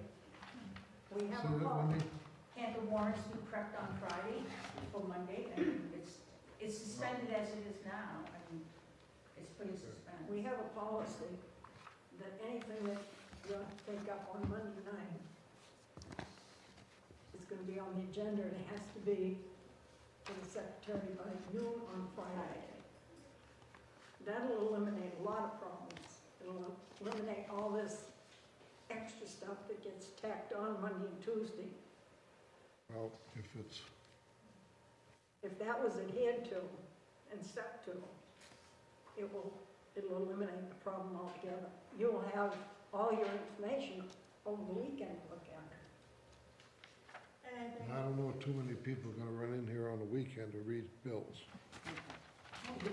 You'll get them through email. Not those bills we won't. So if we start meeting on Tuesdays, are we expected to come in Monday as well and review the bills? No. Oh. It just gives us a working day ahead to get something done, as opposed to getting them the same day we have a meeting. Courtney? Okay, thanks. So I think now that I'm in office every day, 8 to 4, I think with the agenda items that we have for the select board meetings, this is gonna eliminate a lot of things. We have a policy, like Joanne said, that things for the agenda needs to be to me, or whoever is sitting in that chair. Right now it's me, and it is going to be me for a long time. But it needs to be to me by Friday afternoon, so that I can prep the agenda and get it to you guys, so that you can look at whatever is on the agenda, because I am also supposed to, and I did not do it this week because it is my first week. And that way I can send you the agenda and everything that is on the agenda to you, so you can look at it over the weekend. So with that portion of it, with my portion of it, Monday nights are not an issue. So, that's what I have to say about that. Anyone else?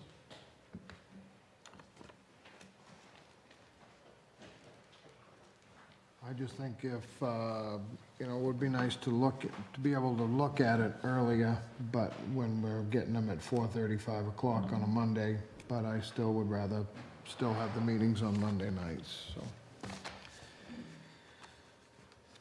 I think if we do what we do now, if we don't have an executive session, the majority of us are here by 6 before a meeting. Meeting starts at 7. That gives us each time to review the warrants. If we get reports that are supposed to be emailed to us at 2, we can review them.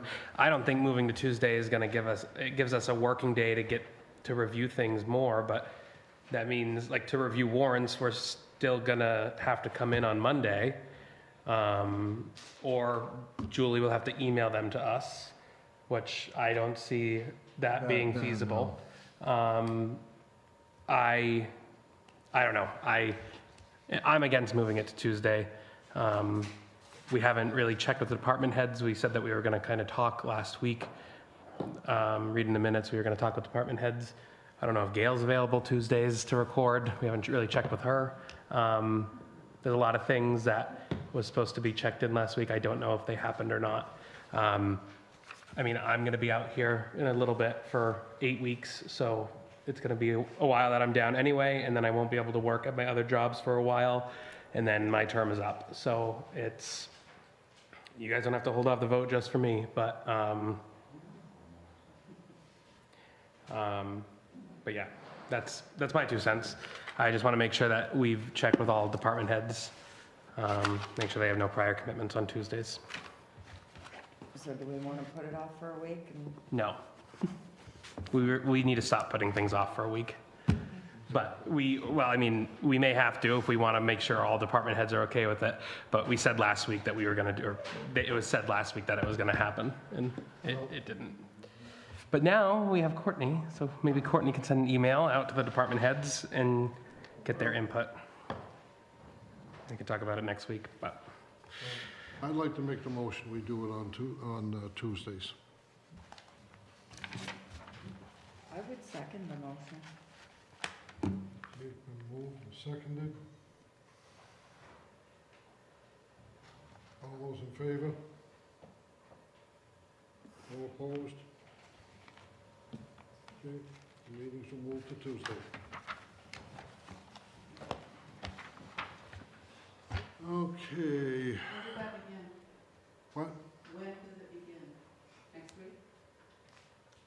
You want to start at June 1st, just to give adjustment time? Yeah, let's do June, first week of June.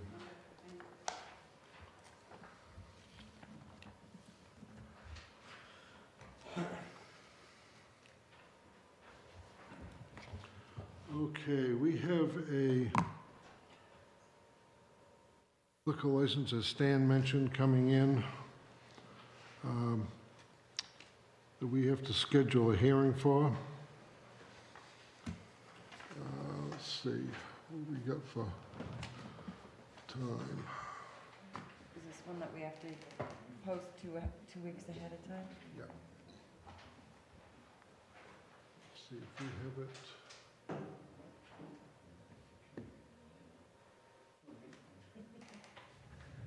How much time we gotta have ahead? Is it 2 weeks advertised? Mm-hmm.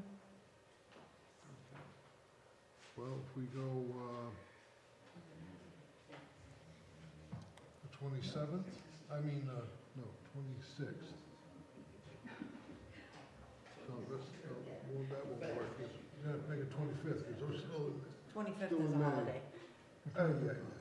25th Memorial. Yeah. Well, You want to try to do the 27th? on a Wednesday? I wonder if that would, I mean, we would, I wonder if that would Brady, what fit. is the, because obviously it's going to happen at the fire station. These are very easy public hearings. Typically, nobody attends. They're less than 10 minutes. You can do it right before a selectman meeting. Oh. Typically, we do these at 7 PM with a select board meeting to follow. Yeah, okay. Takes 5 minutes. Well, we'll be meeting on the On the 26th. 26th, yeah. So, let's set it for May 26th. 7 o'clock. So is this sold, so people who have gift cards to the place is no longer Isnay? I don't know what the, That'd if be a they've question actually for them. passed papers on the place or not, but it is under new owner, gonna be. They own a couple different companies, like one of the other companies he owns is Auto Pizza. One of the other companies is the person who bought it owns an auto location, so I think they own a couple different franchise. saying Town Hill Grill though. Correct. You would have to check, with them to see if they're honoring. The person who bought it owns a couple different other places, so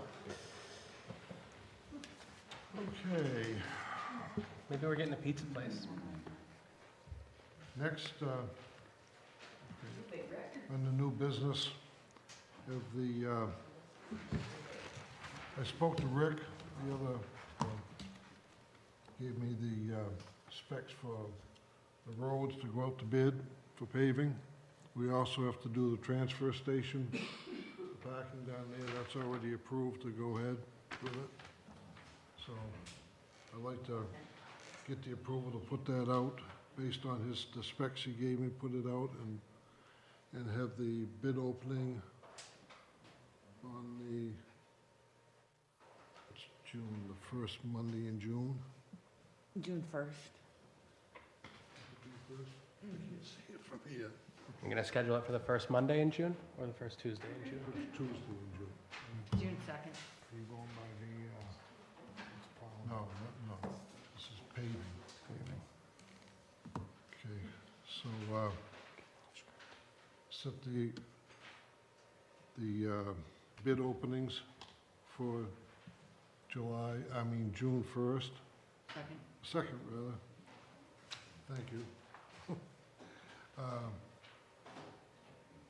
And all the bids will be in by noon time on that date. We'll open them up at 7 o'clock.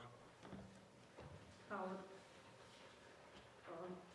in light of the financial situation, I would just as soon we hold off on the town down there until September.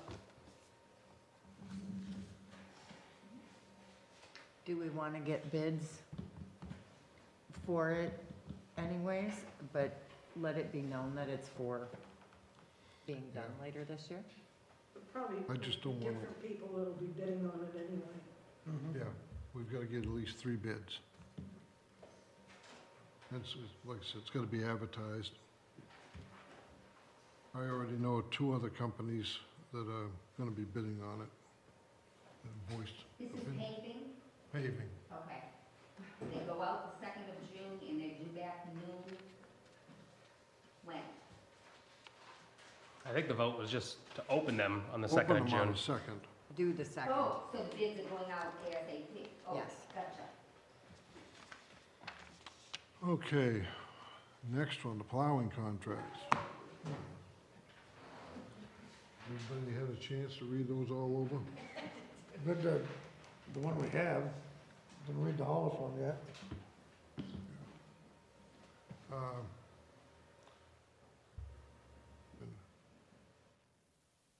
I mean, we need to, Send you the Hollis one, No. you and Brady? Nope. No. Okay. Well, as far as the road plowing contracts, I've read the one that we've presently got with, Bridges. And I've also read the one that he's got with the town of Hollis. And to tell you the truth, Hollis's contracts are organized much better than ours. They basically say the same thing, but ours, you've got one body of the contract in one place, then we've got 2 or 3 different other addendums. Contradictions, And, yeah, and some contradictions, whereas Hollis's is all in one document. So we don't have the mileage in one document and salt in another, whatever. Everything is spelled right out in their contract, and I've since found out that that's all been reviewed by an attorney, and I actually know the attorney who does a lot of them.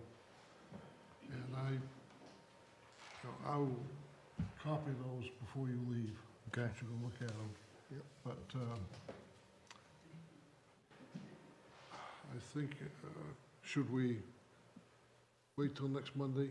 Yeah. Read through? 'Cause- Yeah, but we need to figure out a way to get it out for at least proposals, but Well, I don't want to piecemeal it. no, that's my point with, when I saw that Hollis contract, I said, boy, that's, Have you 3 reviewed the Hollis contract? no, I haven't, No. Okay. so, I would, I don't like kicking it down the road, but in light of the fact that you guys haven't got them, let's review them and look next week. Okay. I'm just confused. Do you guys have them? I haven't looked at it. Did you get them emailed to you or? yeah. Okay. I Yeah. forgot to email you. You forgot, That's I just my find fault. that weird that you forgot to email Wade and myself and you emailed them, but, It you know, transparency, right? It happened. Yeah. Not like Typical. We're not gonna get them, and we're not gonna act on it until next week.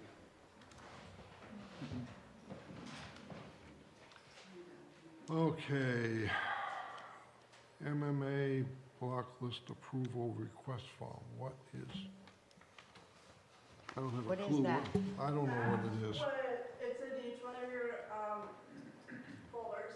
It got faxed to us, and I was asked to forward it to the board, so that's what. That's why when I called MMA today and she was gonna email that to us last week, and she said it didn't come through, and then when she went to do it today, it was blocked, and she had to talk to her IT guy to get it sent through. But this will have to go to Chris to do. But what's it about? Document serves as a formal request to remove the following email addresses or domain from their internal block list, so they've got us blocked.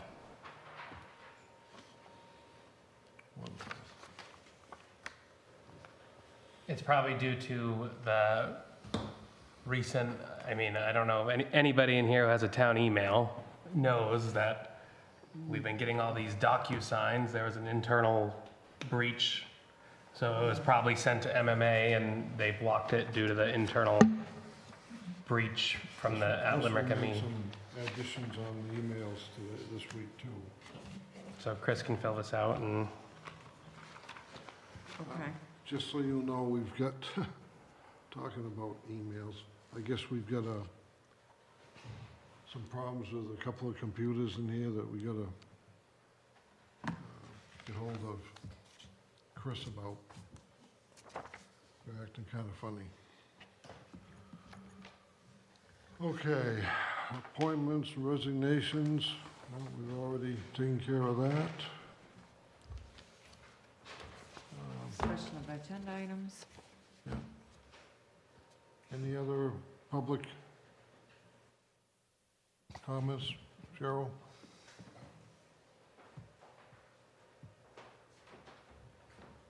Just a little informational one, with the interest of the ADA up at the town hall has come to light again.